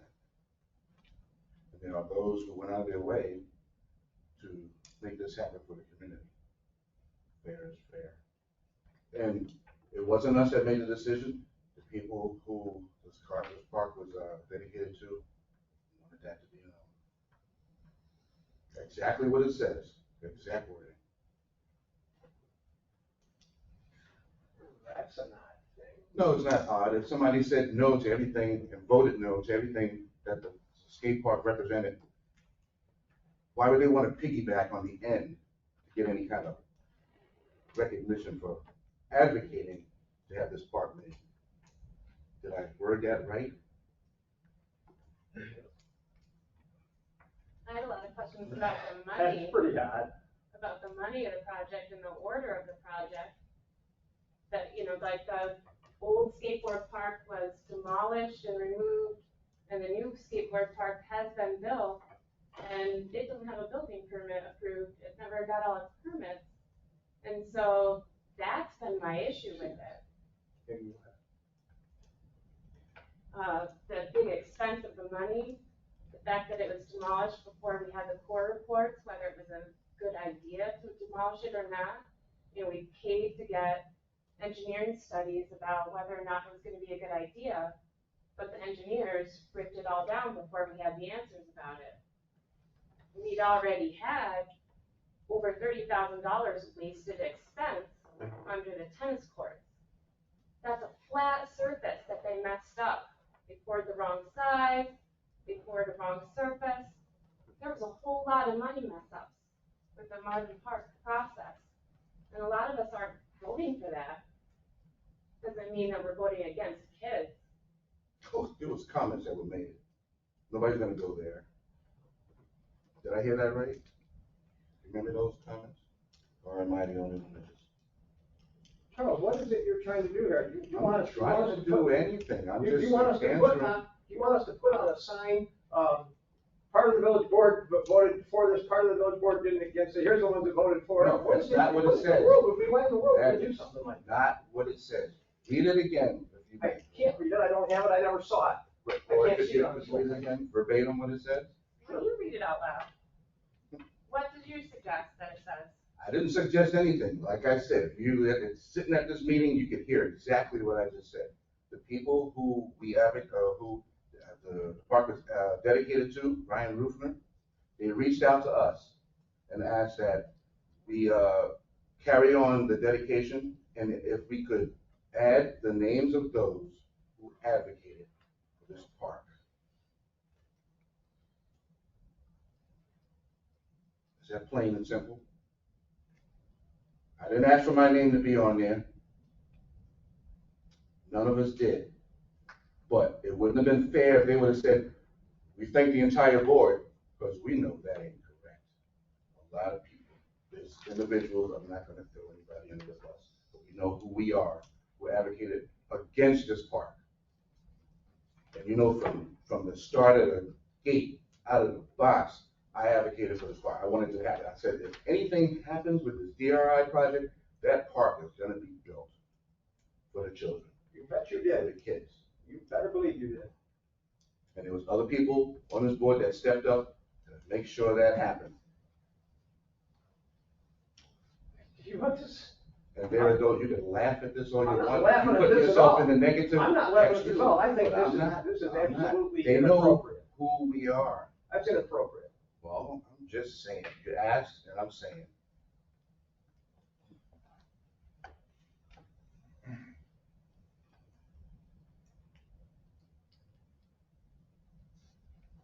So if you feel left out because somebody didn't want, your name is not on it?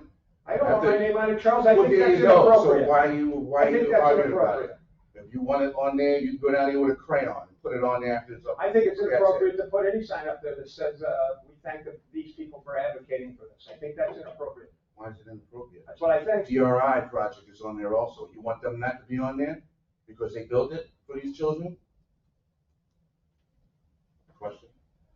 I think that's inappropriate to put people's names like that and that. I think that's inappropriate. And I think that it's So it's causing a inappropriate. divide. It's and signaling- inappropriate also it's- to even put the- Ryan Even the way you're Roof in. saying it's inappropriate, it's causing a divide and it's signaling No, you people out. brought this up. It's not saying. Yes, it is. You just said that yourself. No, that's all made up after. No. You wanna make a motion? We don't have a motion. Motion for what? The sign. We're just Oh, talking okay. about- I Anything motion else, we yes? disapprove this sign for the fact that the section on the bottom thanks certain trustees and not the entire village board. Now, I think that you're adding names, adding that to that. Read what it says. They, Is there a second to that motion? To which motion? did we have another motion already? No, we didn't. They disapprove it. We're disapproving the addition of names on the bottom of the sign. I didn't quite get it. Right. Yeah, I motion to disapprove the sign because of the Laura, can I say, are you okay with the sign otherwise? And so would you approve the sign with the exclusion of any names at the bottom? I'm just trying to get to something that approves the sign at the end of the day. Right. All right, I would approve the sign only if it has the removal of this section that says, where DIY is great, the help is always welcome, and removing thanks to village trustees, Charles Plater, Fran Van Housen, Michael Beretta, and Terry Van Hall for advocating on behalf of the skateboarding community. And to approve the rest of the sign as presented. Do we have a second to that? Yes. Any discussion? My discussion is why do you want to take the DIY part out? DRIs. It's DIY. Do it yourself. Was that how the skate park started? Yeah, that was the history of, right. The Ryan Roofer, that's how it got dedicated to them, is they actually put the stuff that was there and it was a DIY park. If you remember the history of it. They built the ramps and stuff on top of it. So that was that statement where that was the DIY part, and then where helps appreciated meant we came in and helped and built a real one. Well, there was a part before that, and then they added some equipment, and so that's the And they had a DIY. plan. Right. That's why they did the fundraisers that were dedicated to Ryan Roofer from 2010 to 2015. Those 5 years. And his parents actually did a lot with that too. So that gave them money then. They did skate competitions and such, and that gave them money that they used the DI for their do-it-yourself skate park. So that phrase is DIY is great, but health is, yeah, something like that. So you're like, are you proposing that you keep that? I would, because it refers to the history of the park. So how does it read again? Well, it doesn't really give any history of the park, because like, it's everything that's replaced. It doesn't say anything about what was there before, or that there was a park there before, just like, They know it's what just was a there. new skateboard park. See, this is why, see, we did input, we did research on this, and you didn't. It was just supposed to be a little clue to the history of it. And we relayed this information in past meetings, which everything that was Most going people forward. won't mean anything, but if you know the history, it would mean something. But the sign doesn't give any history or indicate any of that. It's just like a really random quote that doesn't mean To you, anything it's a random quote, here where it's applied. because you don't know the history, I or do know failed the to history. listen. So there was a motion, second, discussion. We're still discussing it. Yeah, I know. Where DIY is great, but help is always welcome. I guess that's I don't know, whatever. That's where that statement came from anyway. That's that, and then it wants to go on and specifically thank some people that whoever thinks that this was especially helpful. Wouldn't that have been Ryan Rupner's friends and family? And not specific members of our board? There were specific members that went and spoke to these family members and spoke up for the park. So I don't see anything wrong with that statement. It's what they're asking.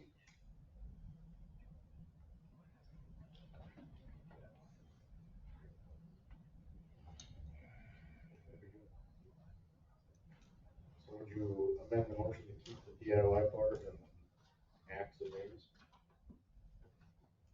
One could change the DIY and say it some way. DIY is important, then one could say that.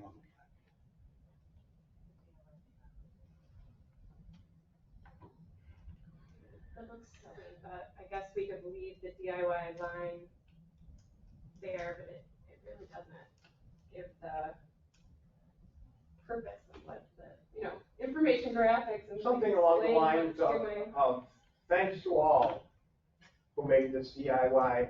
That's what it says. No, that's not what it says. No, it doesn't include those who didn't have anything to do with it. That's Thanks your to all problem. includes everybody. That's your problem. What is the problem, Carl? You're hopping on the train, their train, that you didn't do How- anything. I didn't ask that. Have you even been Stop. down there? Hold on. Have you even been down there? Do you have any kids that go to the skate park? Have Why you are ever you been on a saying- skateboard? Hold on again. Same question to you, Laura. So can we somehow generalize it? That's what I would just said. Why can't you say something like thanks to DI? Listing. Thanks for DI. Instead of listing. Something I said I had a sentence Exact there names. about thanks to all We just say, who. what does it say now? Thanks to all, I'm just making this up, thanks to all for all the years who have made this park possible through DIY. I don't want my name on it, I don't want anybody's name on it, I want that on it, thanks to all that made it possible. Well, instead of just taking names off, why don't we just generalize and say thanks to all who made this park happen or whatever. I like my, not just for this, but thanks to all, because that includes everybody, all those other years, including him. Thanks to all through the years who have made this park possible with DIY, or something like that. Thanks to all who have, are, and will. I would just say, thanks to all who have made this park possible. Leave it there. But if they can put the DIY, I don't mind that. That's important to them. They seem to like that. Right, yeah, that wording didn't come from us. What's that? That wording didn't come from us. Yeah, it did not come from us. So, what do we want to change it to? That'd be fine, generalizing it. The trouble you're gonna have is, how big is the sign, how many words can you fit in there, what's the. No, this thing is real big. This roof thing is real big and long, so if you take all this out, just put that in, it's Is small. this something that can be added later? Not really.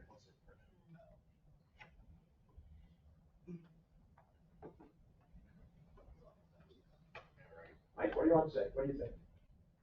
I would have it say, thank you to everyone who made this part possible. That sounds good. Generic, but people know who made it, who didn't. Leave it at that. All right, so I'll amend my motion to say that we'll remove all of that language and we'll just say, thanks to all of the people who helped make this park possible. Skateboarding park possible.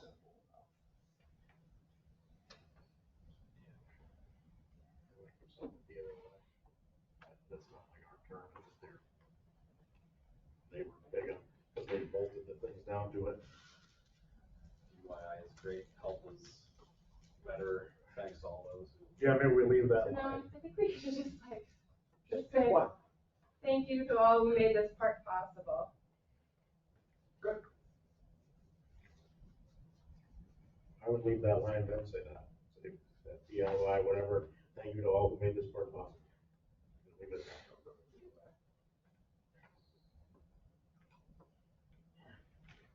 Where DIY is great, but help is always welcome. And then it closes. And then thanks to all that made this park possible. Right. That's my, That's a nice. that's what I would vote. That leaves that one line and then, I think it makes it flow, that makes sense. you wanna do that? If Laura doesn't amend her motion, then vote on this one, and then somebody make a motion. Or you wanna do All right, that? I'll amend the motion to have it say at the end in this section, where DIY is great, but help is always welcome. Thanks. And thanks to all who worked on, Made this part possible. made this.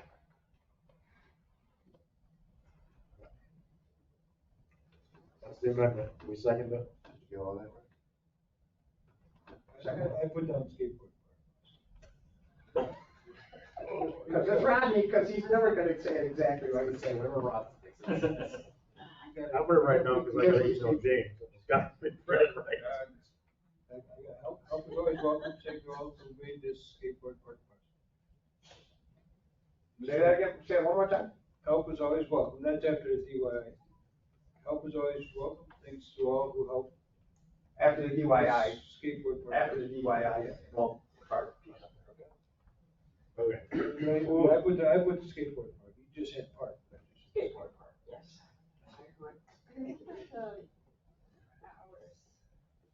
Stop it. Oh, yeah. Do I you mean, if you want to talk about any of that, we should. Yeah, so I think maybe the hours are a little funky, because we say that park is open April 1st to November 15th from 5 to 11. What do you want to say? Well, because Marvin Park is open. Right. That's where they came from, with the law that says. That's all law. I would suggest not referencing the hours on that sign, because if you ever change those hours, you're gonna need to change that sign. Have a different, smaller sign that gets posted that says what the hours are, and it's much cheaper to change your hours. That's probably good, and the hours may change during different times of the year. Yep. So that probably is a good idea. Yeah, but the hours came from the local law that says Yeah. Marvin Park is open. Yeah. I don't think the skateboarders are gonna go, all the basketball players, all the pickleball players. Nobody's gonna go check it. Yeah, there's nobody's gonna, But that's the, put a small little metal sign. that Yeah. I think sticks when you on a come in the fence. park, it says something about how. because there's actually, that area, nobody's gonna complain about basketball bouncing noise or skateboard grinding noise. But I think when you come in the park, there's a sign. Yeah, I mean, I've seen people there now that the lights are on, they're there. Which color? So do we want to take the hours off the sign? Make it. Leave the, well, I don't know, it would leave the dates, but then the signs are part out. Well, it's an open area. I think you gotta take out the hours and the dates. Yeah. Those things are subject to change by local law at any point, so. Yeah, we don't want to, this is a. 10 minutes about buying a new ambulance, but 3 hours about the sign of the park. Yeah, this is a forever sign. This is an expensive sign. It's beautiful. People are always there. Once they print it, I mean, we've got to reprint it. It's like a new sticker. It won't look that great.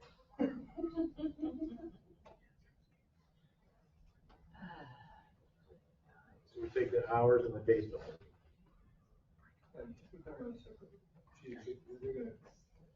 Well, they're as you come into the park anyway, they're already. Skateboarders are good. I mean, once you see those rules, they'll just follow it exactly. It's 9 o'clock, we all have to go. How we doing so far? The park, how we doing so far? The park isn't open yet, guys, so why don't you wait a couple of weeks? It's not even open. Yeah. I don't think it's saying it's hard, 3 hours. Our council goes. What if you just repeat the skate park rules that are on the other side and just repeat them right on the front? To fill the section, because you're like, we're gonna All right, take out so this leaving huge a blank section. section. So if we take this out, we'll just replace it with the skate park rules. Okay. Or leave it That's fine. blank space and we can. Nah, We're just gonna post the size, rules, because that's part what the, we- post the features, post the name and the partners, and then on the other side is the code of conduct, you need to know, and the skate park rules again.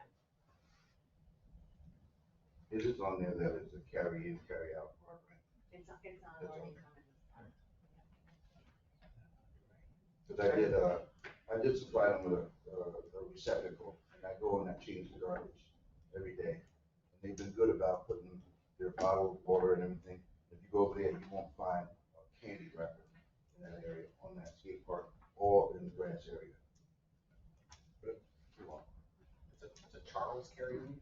No, people carry in Charles. Charles carry. Carry out. Carry out. So one more time, yes, the Marvin Park rules are 7 to 11, the park is open. Right. It's closed after that. For anything and everything in Marvin Park. That's just what the applies. Is it at 7-Eleven? That's what I said, 7 in the morning to 11 at night, Marvin Park is open, it's closed, not otherwise. Not 5 to 11? That is correct. From dusk to dawn. Yeah, and here it says 5 to 11 in the summer and 7 to 10. So that's. So they're wrong anyways, we'll take it. We can, we can make rules and laws about when that has to be or whatever, but Marvin Park is open 7 to 11. Okay.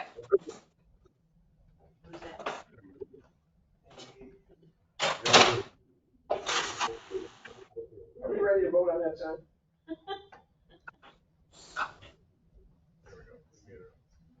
Okay, so, do we amend, you wanna amend the motion more?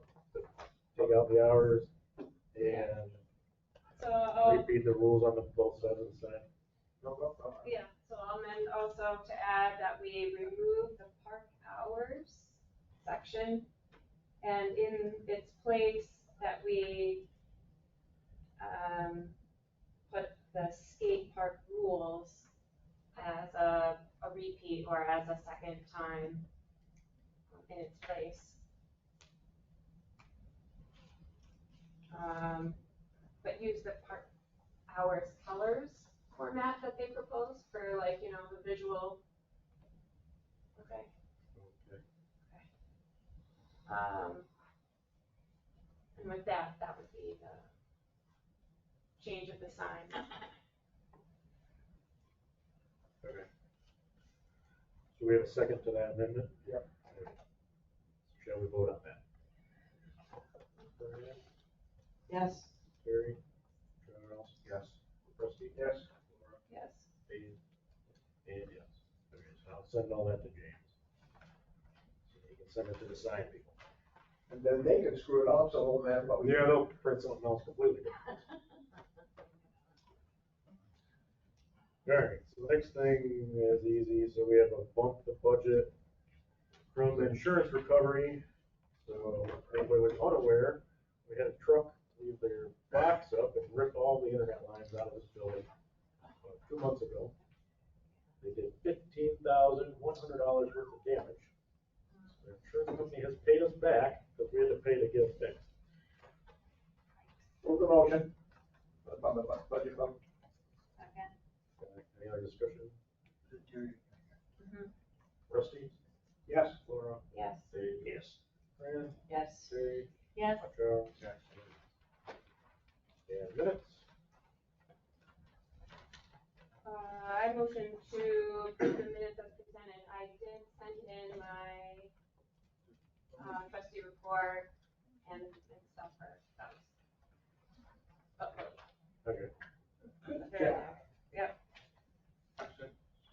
Second. Any other discussion on the minutes from last meeting? Rusty? Yes. Laura? Yes. Dave? Yes. Fran? Abstain. Terry? Yes. Joe? And, was I here? Yes. You. I was here. One before that. All right, trustee reports. Dave?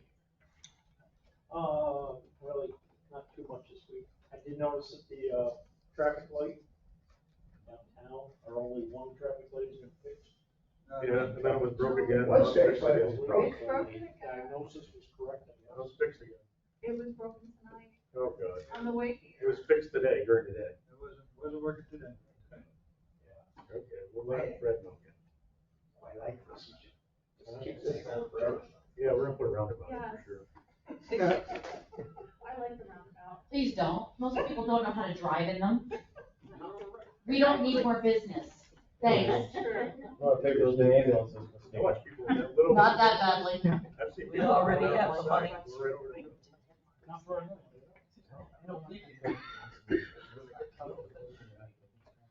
All right, so we will check on the traffic light again. Blinking. That's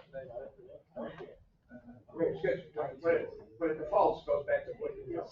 Oh, Well, that was a quick down through right down the drain. take that thing down.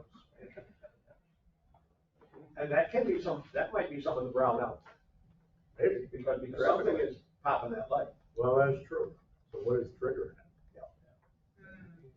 That could be related, actually. I didn't think of that. Yeah, those brownouts happen often. Fred told me today that it was fixed. I didn't drive it that day here. So, This morning it was fixed. good. Anything else? And in light of everything, I think it's wonderful to see the skate park. Yeah. I would suggest there's morning shade that shines on you, but maybe some sunshade, shades or sails to kind of keep the sun out of people's eyes and keep them cool. Well, that was for the trees. Yeah, hopefully the trees will go. But it could be well. Yeah, like 3 o'clock, it's pretty hot out. Those sunshade things are really expensive. Crazy. Big sails. Yeah. Trying to catch it. Really protect you when you're out to the farm, as well as, provide some shade and safety so that the guys aren't running into each other. Yeah. Being blinded by the sun as they're coming down off the ramp. Makes sense. They are expensive though, because we looked at it for the pool. They got sunglasses. I can skate at night until 11.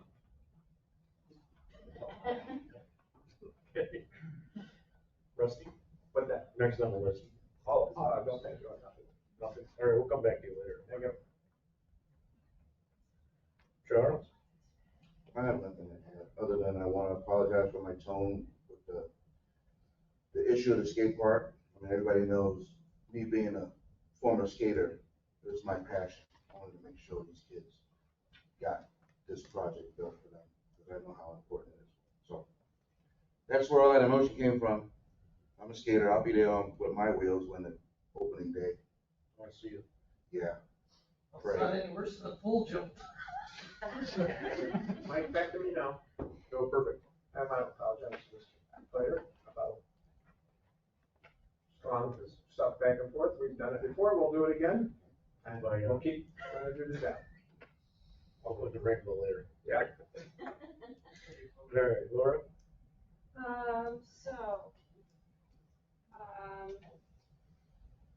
On Thursday, we're gonna have a meeting for the NYSERDA, that's the New York State Energy Research Development Authority. Did that get scheduled? There was some text messages. Yeah. So for the Clean Energy Communities grant, we got the $240,000 grant to buy, buy some stuff. And so we've been assigned a exert assistant from the state to help us. So our meeting is Thursday at 3. It's on Microsoft Teams. Okay. So you give it like 5 minutes before you get on and like download, I'll put it in here. It's just on this Microsoft Teams. Like Zoom. Yeah, so that's gonna be the mayor, myself, Julie Nucci, Mike Brown is our CEC coordinator, and the person from the state, Jaden Beck, for that. And that's just us like, spending money, doing the work plan sort of thing. Or we already have all that. Which we already did, yeah. Yeah. Yeah, so I don't really know what the meeting is. We'll Well, find out, it's I kind of guess. like buying a car and stuff, like going ahead and like getting the checks and stuff to do the purchases. All right, and then the next thing is building resilient infrastructure in communities. Direct technical assistance. We need to fill out the MOU, and then FEMA has pushed back the kickoff until October. And then they're assigning a new lead to be assigned to us. And so what that is the government is going to work with us for 3 years with engineers and experts to help us get to our goals. And so we'll be having these periodic meetings for us to do that. And so FEMA will come to Owego in person for this October meeting to start it off. Well, we'll Sometime figure in that out. October. We don't have a date yet. They pushed it back to October. So we need to fill out this, some paperwork and then, for the agreement, and then that'll prompt this meeting and the visit. And then Race Hodges from FEMA will attend our September 11th Climate Smart Communities Task Force meeting.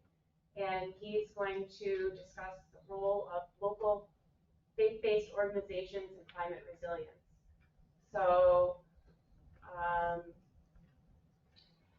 what that is like a lot of our churches help out when people are hungry, or like if there's an emergency, they'll open up, if there's a heat wave, or if the power goes out, there's a flood, they'll have emergency stations where you can get water and stuff like that. And so this is help for the churches to coordinate, to better coordinate for themselves. So that's on September 11th.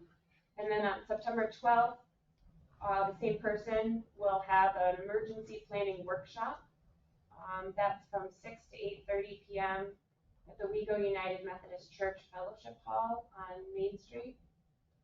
So it's creating emergency plans tailored to your church. It's open to clergy and anyone that has a role in responding to an emergency at your church, or to help create a safe, welcoming environment for people at your church. So they want people from churches or volunteers who are really active at those churches to attend to get that information. And then what's that day? September 11th and September 12th. So then he's also going to do 2-hour assessments. So he'll, if you make an appointment with him, he'll go to your specific church and do a walkthrough, and he'll provide you guidance on funding opportunities. So you'll get specific floodproofing stuff for your building and funding opportunities for you. And then also one-on-one meetings with local clergy about their church for supporting the community. And you just have to schedule those ahead of time for the specific churches that they get their own one-on-one time with them. The 11th and 12th, what are the hours? Well, the task force meeting is at 10 to noon on the 11th, and that's at the 56 Main Street. Yeah, Methodist Church. And then September 12th, No, 56 Main Street. Better not be the Methodist Church. yeah, that's the county office building for the, yeah, it's alright. Yeah, so the first day, September 11th is the meeting that's at 10 a.m. and it's at the county office building. And that's the one for like us, maybe as local officials, the best one for us out of it. And then the next day, September 12th, is from 6 p.m. to 8:30, and that's at the Owego Methodist Church. And that's going to be about creating emergency plans and welcoming centers. And then on those 2 days, he'll be in the area and he'll be able to do the one-on-one visits. Okay, so you're saying the clergy should come on the 12th from 6 to 8:30? On the 12th from 6 to 8:30 p.m. That's where people from the churches should come. Yeah. Where do they go? United Methodist Church. United Methodist Church. I mean, that's only like a week away, so. Yeah. People gotta be there. So I have an email I can send you and you can forward it to people you're thinking about. Okay, let me do that. And then if anybody has like other churches in the area that they want me to send the invite to.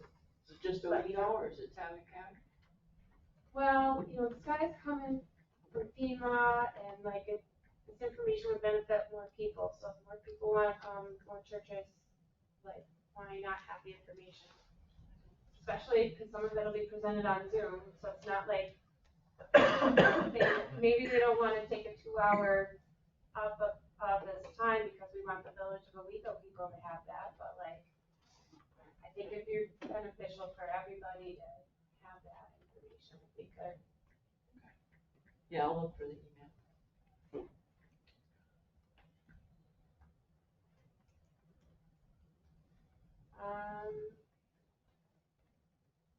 And then the Climate Energy Communities campaign, that Aaron Zittman was our intern for the Energy Choices Owego campaign. And so we're still working on that. So the Village of Owego residents will be receiving a letter in the mail to tell them about how you can save 20% off of your electric bill from MySave. And it's by investing in a solar field that's built somewhere else. And so you don't have to do anything to your home, and it's a way to invest that companies are investing in future energy improvements. So we are, because we're a disadvantaged community, the Village of Owego can get 20% off. And other people in the area can be eligible for 10% through the community, and so through the program. So we'll be sending this letter out to residents to get the 20%, and we'll have stuff up here in the newspaper and online and on the radio for everybody else that they can see 20 or 10% on theirs. They're in town. Yeah, in the town, county, or even further. You have to have auto pay for that. One of the programs you have auto pay. Sometimes there's some weird hitches.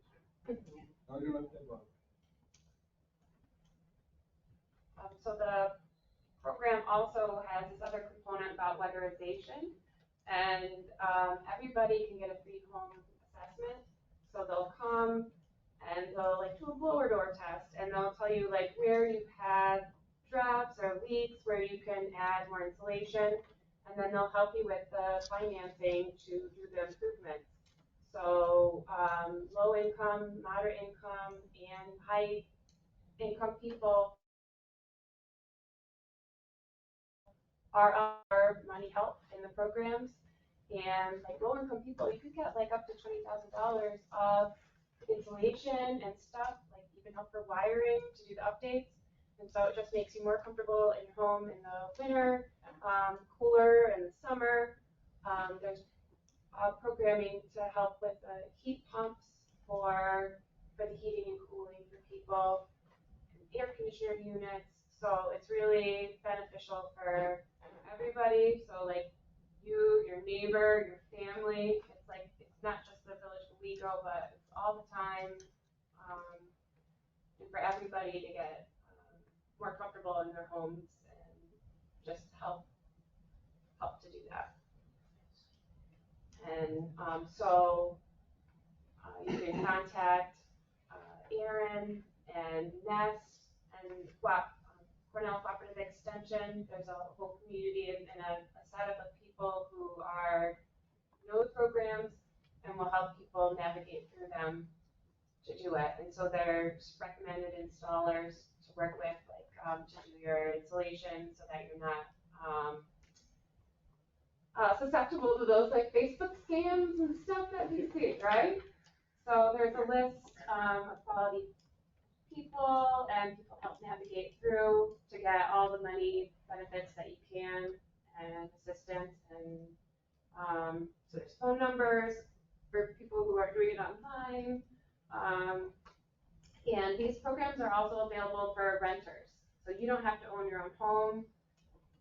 If you're paying high bills inside your apartment, you can do things in your own apartment too.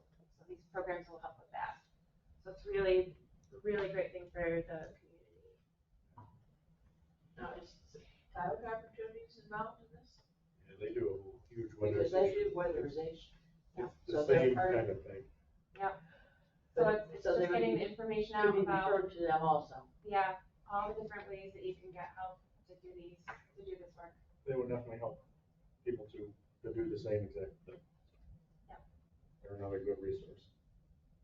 And they service Owego County in general.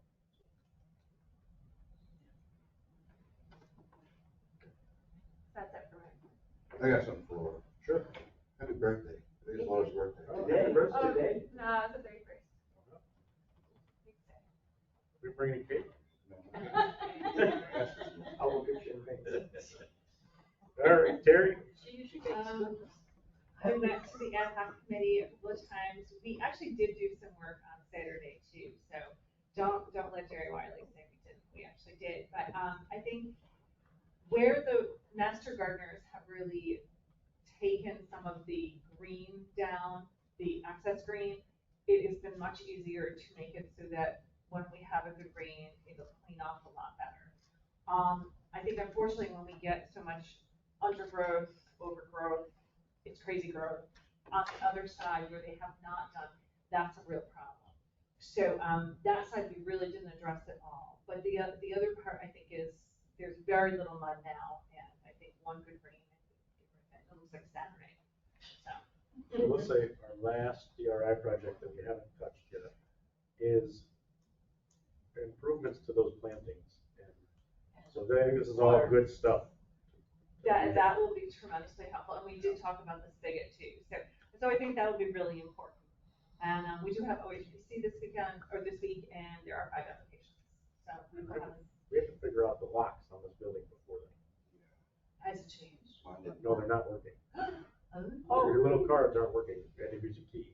Oh. So. Okay, I will talk to the ladies on Thursday. Thank you for that. Nobody's locks work now. That's really good. good. Not just That you. works. Yeah. All right, and I'm good. Thank you. Okay. Brad? Well, like I said, where I wasn't here last week, but I am concerned about this, extending the bonuses to all the employees that were here at the time of the COVID with the ARP money. And Terry said there was some good discussion. I think we need to have that on the agenda for next time. We had enough things to talk about tonight. That needs to. I don't know why we didn't put it as old business. I guess I should have. But. Yeah, put it on the agenda for next time. Okay, Evergreen Cemetery, things are really moving along up there. We got that trail through the woods along the embankment. Well, it's back a ways, 4 feet away. It's not right on the edge. We we've got a third of it, with wood chips. And, so hopefully that'll get done before winter, you know, like, help keep it from being muddy. We haven't heard anything yet as far as Reeves with the paving. I get with Fred on that, because we awarded that to them. Yeah, we did, they were supposed to do it this fall. Right, which is now. Right, it's now, that's Before exactly. the blacktop plant's closed. Yeah, I mean, we need to know a little bit ahead of time too, so we can put in paper that the cemetery's closed. Right. So anyway, yeah, no, I'll recheck that with Fred. Peter Gordon did get $7,000 grant from the Les Wagner Foundation for new parking area up there at near Sassanat. And that will cover 20 foot of sluice pipe and the other improvements we need as far as digging down, putting stone in, and et cetera. And the permeable fabric. So, I mean, they're hoping to get that going this fall, but I mean, that, you know, it's all gotta be coordinated with Reeves too. Right. So anyway, so made good progress there. We also have an application for a grant from Tioga Downs for $3,000 that gets put in another week or so, for the purpose of improving the electrical wiring and lighting at the chapel. So that's the main things that are happening there. Yep. Down to me. Council of Government starting up again on September through May-ish. So if anybody would like to, from the board, would like to come, you can. What again? Council of Government. So the other town boards basically. What is that? It's the third Thursday of every month, September through May, and it happens here, 7 o'clock. Great, yes. Here we're doing, we're gonna do it here. Yeah, it's here. It has been here for the last couple of years, yeah. It's the third Thursday, and what time is it? 7 o'clock. And I can come to that? Yep. Yeah, and it's all the other, in theory, it's all the town supervisors and mayors and any of their board members from around the Tioga County. So What's the purpose? here. They sometimes, like we talk about common things, problems that we're having across the county or whatever. They will have little presentations, sometimes from the health department or people that end up giving us a presentation. They come to that meeting and then we say, oh yeah, come to our meeting here. Yeah, I have facilitated a few of those meetings. It is interesting. They get some good, they get some good speakers sometimes. Okay, never mind. Yeah, that's a good thing, although it's generally, it's not a bunch of, council members stuff come, usually it's just the head person of town. Real valuable when we're talking about marijuana way back when, see what the town is doing, it's a very good thing, and it's been going on for a long time. And We have the sheriff department here to talk about closing down the illegal shop. I mean, they come to it usually Bob comes from emergency management. Lake Stern has a cannabis thing coming up, like an education thing, right? It's one of the series that my colleagues put out. Yeah, so, yeah. There's gonna be like education, sort of, like what's going on in the law. Right. Yeah, I think it's Nick. It's coming up. Yeah. That's good. Tell me how much I know about it. Yeah, me too. Other than that. Charles gets to go? You wanna mention that we're the new face of? Oh, we can. Yeah, I don't know how me and Charles got roped into that. Yeah, what are you supposed to be doing for that? I don't really know. Well, Charles was more because he did something today. yeah, I made a speech at the school, middle school. What it involves is going around to certain businesses, like making sales calls, and getting the employees and the employees involved in getting donations to fund area businesses that are affiliated with the United Way. So it's a good thing. All the proceeds stays in our community and helps different aspects, health-wise, housing, different things. I don't have my thing here, but We're trying to get people to do payroll contributions. yeah. So I want people to go around and area businesses. So, About how great the United Way is. They are great. one of my maiden boys today got christened. Usually bigger businesses. Other than that, yes, but some we had to take pictures when I was not paid all. Yeah, I tell you, those cameras still putting on that weight on me. Nobody Technology is better. Nobody even told me.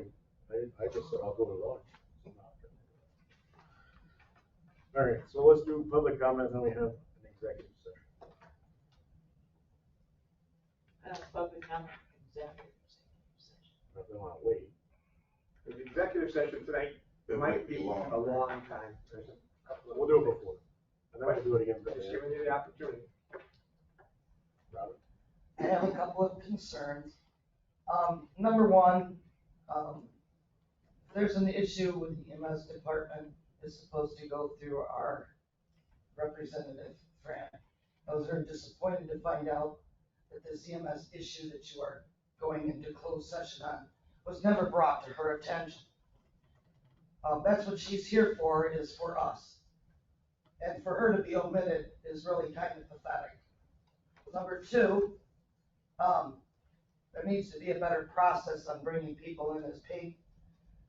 I know in the past when I've brought people to you that you had all of their credentials. I gave you everything and you had copies of it. And the last one had no credentials brought with her. And unfortunately, there's been issues within the realm lately. Intentional things being done to try and harm the other members by moving things in the ambulances to suit their way instead of making it universal so that everybody is aware of where everything is. And it's the same individual that has been doing this. And it's frustrating when you get off your shift, the person comes on next to you and says, where is the 12 leads, for example? And I said, I don't know, because I hadn't used them. They should be right where they belong, and they were moved. So, therefore, playing these games, if you're doing your rig check, and you're get called out in the middle of a rig check, and it's a CPR, it's a whatever, you gotta play games to try and find where your equipment is. If you have a particular, it doesn't matter if you have a particular style that you like to have it here, here, or here. Everybody has it the same way for a reason. So we train the police officers to be able to help us find things on the ambulance and get it to us. They've been trained where it is. Yes, fire department, so that we can work cohesively together. And when these games are played, it's playing with people's lives. So you guys need to be more diligent on how the process goes. There's confusion. There's confusion on the hierarchy, how it goes. Previously, it was, now it's been changed to chief from captain. The captain, was the one that spoke to the paid staff and expressed what needed to be done. And now it's supposedly just you guys, and there's just too much that's not being organized correctly, processed correctly. There needs to be a proper change. And and at this point, it's frazzled. And what happened here this week, which I'm not going to make public knowledge for obvious reasons, is just a farce. In my opinion, we've been down this road before. It's called a pot stirrer. And all it's gonna do is cause harm to the agency. And we've worked too hard to get where we are and, to have the cohesive relationship that we all have to let one person snap that, out of vengeance. So, that's My comment would be the chain hasn't changed at all. it has. It has not, officially has not. Well, then it wasn't followed. That's a different issue. The structure of the department has not changed. It would Right, take a board the structure resolution. officially hasn't changed, but what I guess we're here to say tonight, it's not being followed the way it's supposed to be, So that's a different issue. okay? Number one. Number two, if I would like to speak. Sure. Too late, you already are. Yeah, I'm already on. Number two, it's not being followed the way it's lined out and explained to everybody else. There's a certain individual who feels that she doesn't have to follow that chain. This certain individual also feels that she has the right to ask things about the rigs or do things to the rigs, as Robin has mentioned, to purposely try and sabotage the nighttime crews because she feels that they should have to do something other than she does during the day. That's not acceptable in my eyes. If I go to a scene and somebody says, I need this, I know right what compartment to go to get it. If I go to that compartment and it ain't there, now I'm all searching all over the place for it, or I'm running back inside saying it ain't there, where is it? And it sometimes seconds matter. Okay? Also, this person has had issues with all daytime drivers. She doesn't seem to have just one. She has an issue with everybody. And my concern is these drivers have been there for a long time, and everybody else has worked with them. Everybody else knows what they're capable of and what they do, and never has had a problem. And now all of a sudden, everything is in an uproar. Okay, and as Robin said, we had plenty of cohesion with our leadership that's there currently. And the leadership that's there currently has had no problem maintaining all the volunteers, all the organization of all the events, everything, except until this person seemed to want to throw a monkey wrench in everything. And she seems to do it on a regular routine basis. So that's my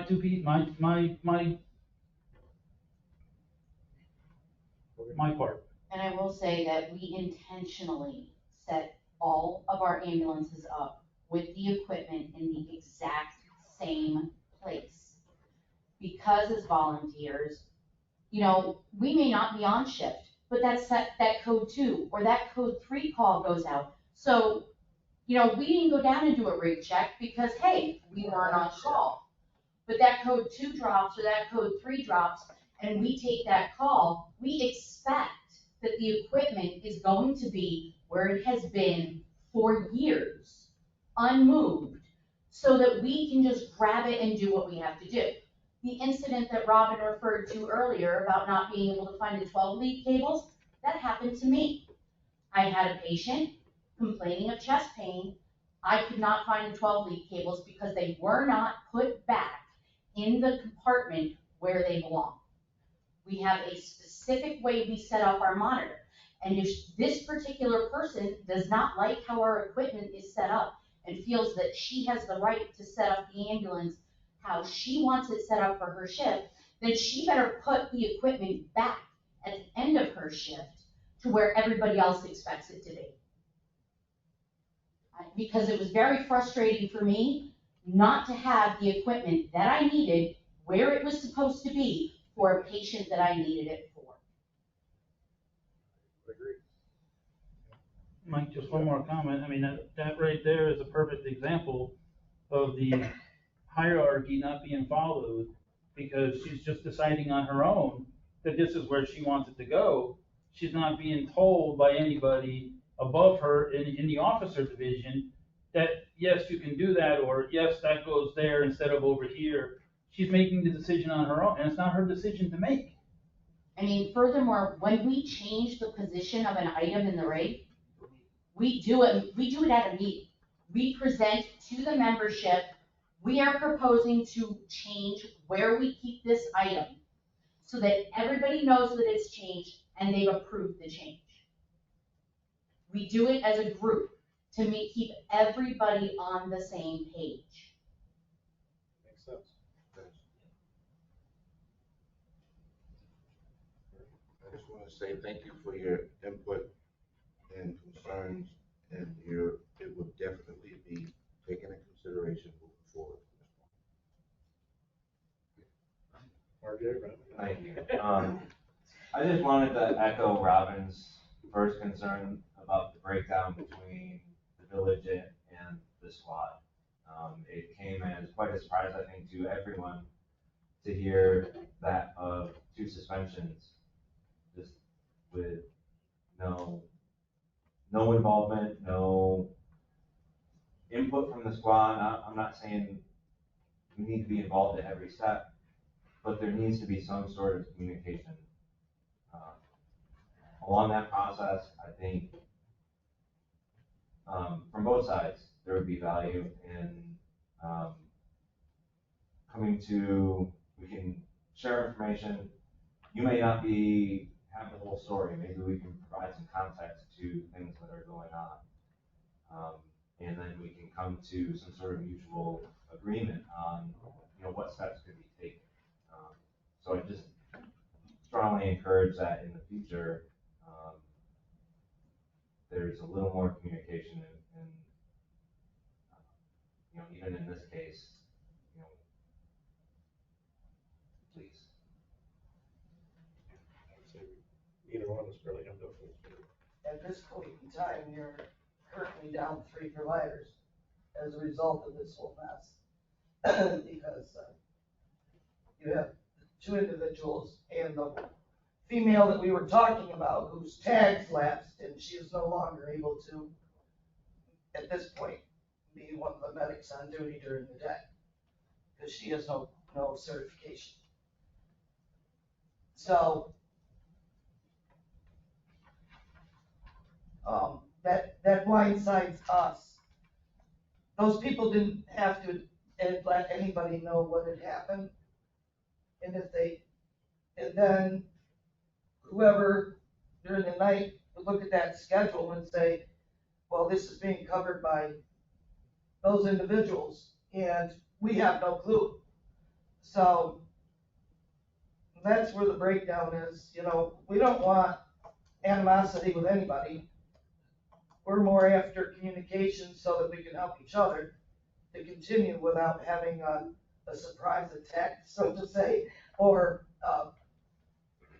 not being able to prepare to help fill the void if something like this happens. Just as we're low-life volunteers.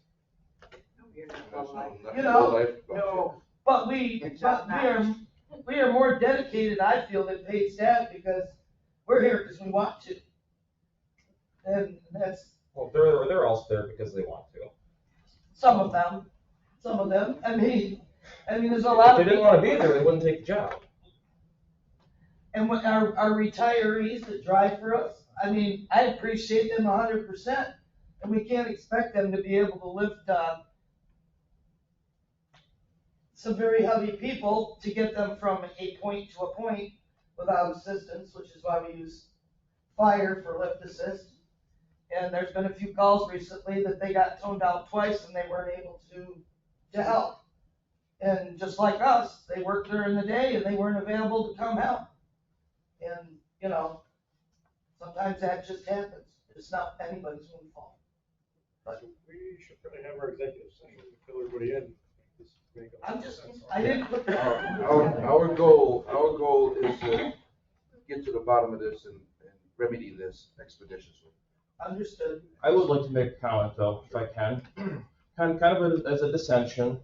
I probably feel that my career here will probably be taking a suicide nosedive after I say what I say, but I am here to stand with victims in this case, and what I am hearing from other members of the squad is a lot of victim blaming, and now they're trying to throw little bits of, well, this and that, and just trying to, I don't know, dig up some dirt and which is not an issue, not a huge issue. Chain of command, if hypothetically an employee's boss, hypothetically, is an issue, I believe through the village, you do go to the mayor, if I am not Well, mistaken. technically, we have a commissioner, so it should have went to the commissioner first and then been passed through the commissioner. Not for personnel issues. No. Commissioner does not handle personnel issues. So, either way, if I am mysteriously not here by next month, you know, I will have been thrown out.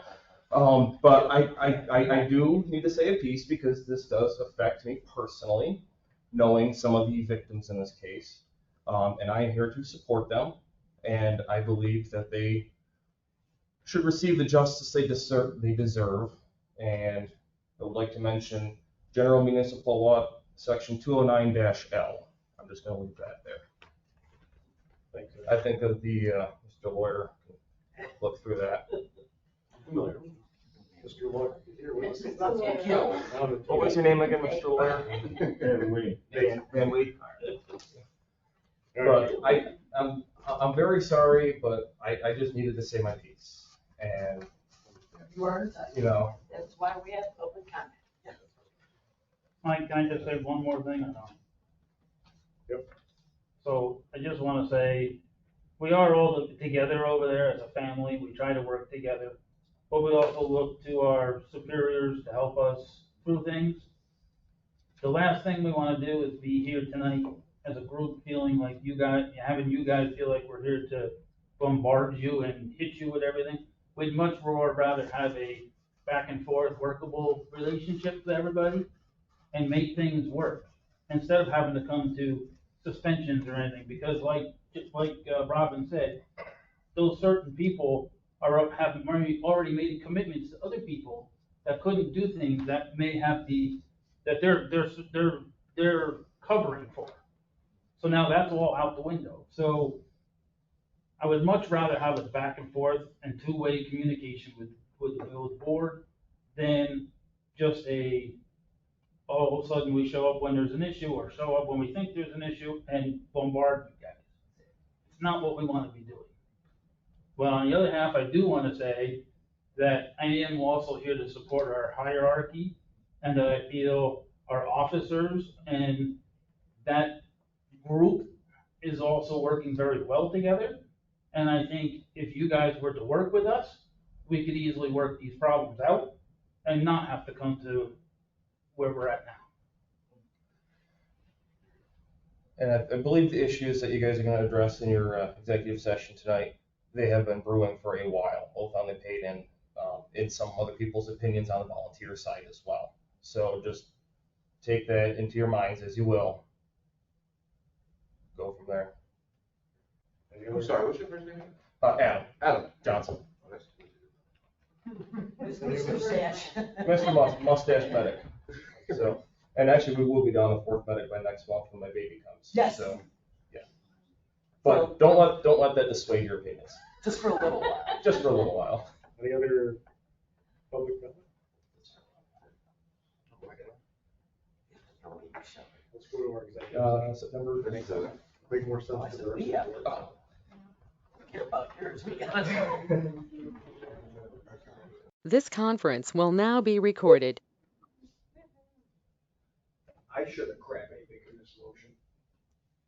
Although I'm the bad guy. All right, so we will enter back into regular session.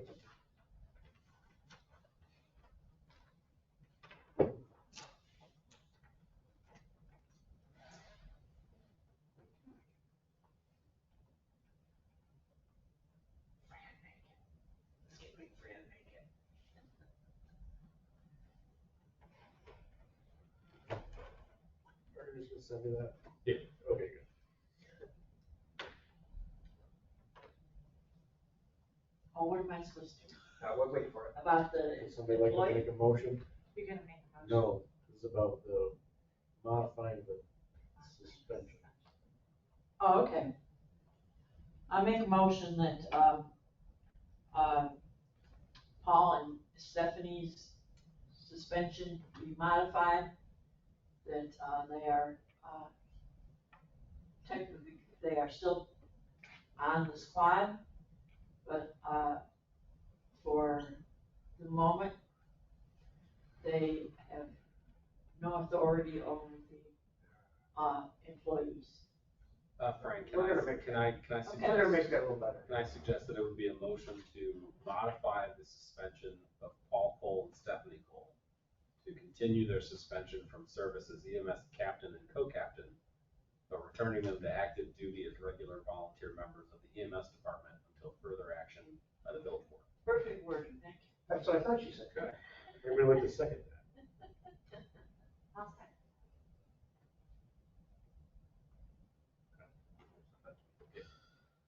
Okay, so shall we vote on that? Rusty? Yes. Laura? Yes. Dave? Yes. Fran? Yes. Terry? Yes. Charles? Yes. And yes. I'll have to hold you up. All right, Move to adjourn. anything else? Okay. What time is it? 11:04.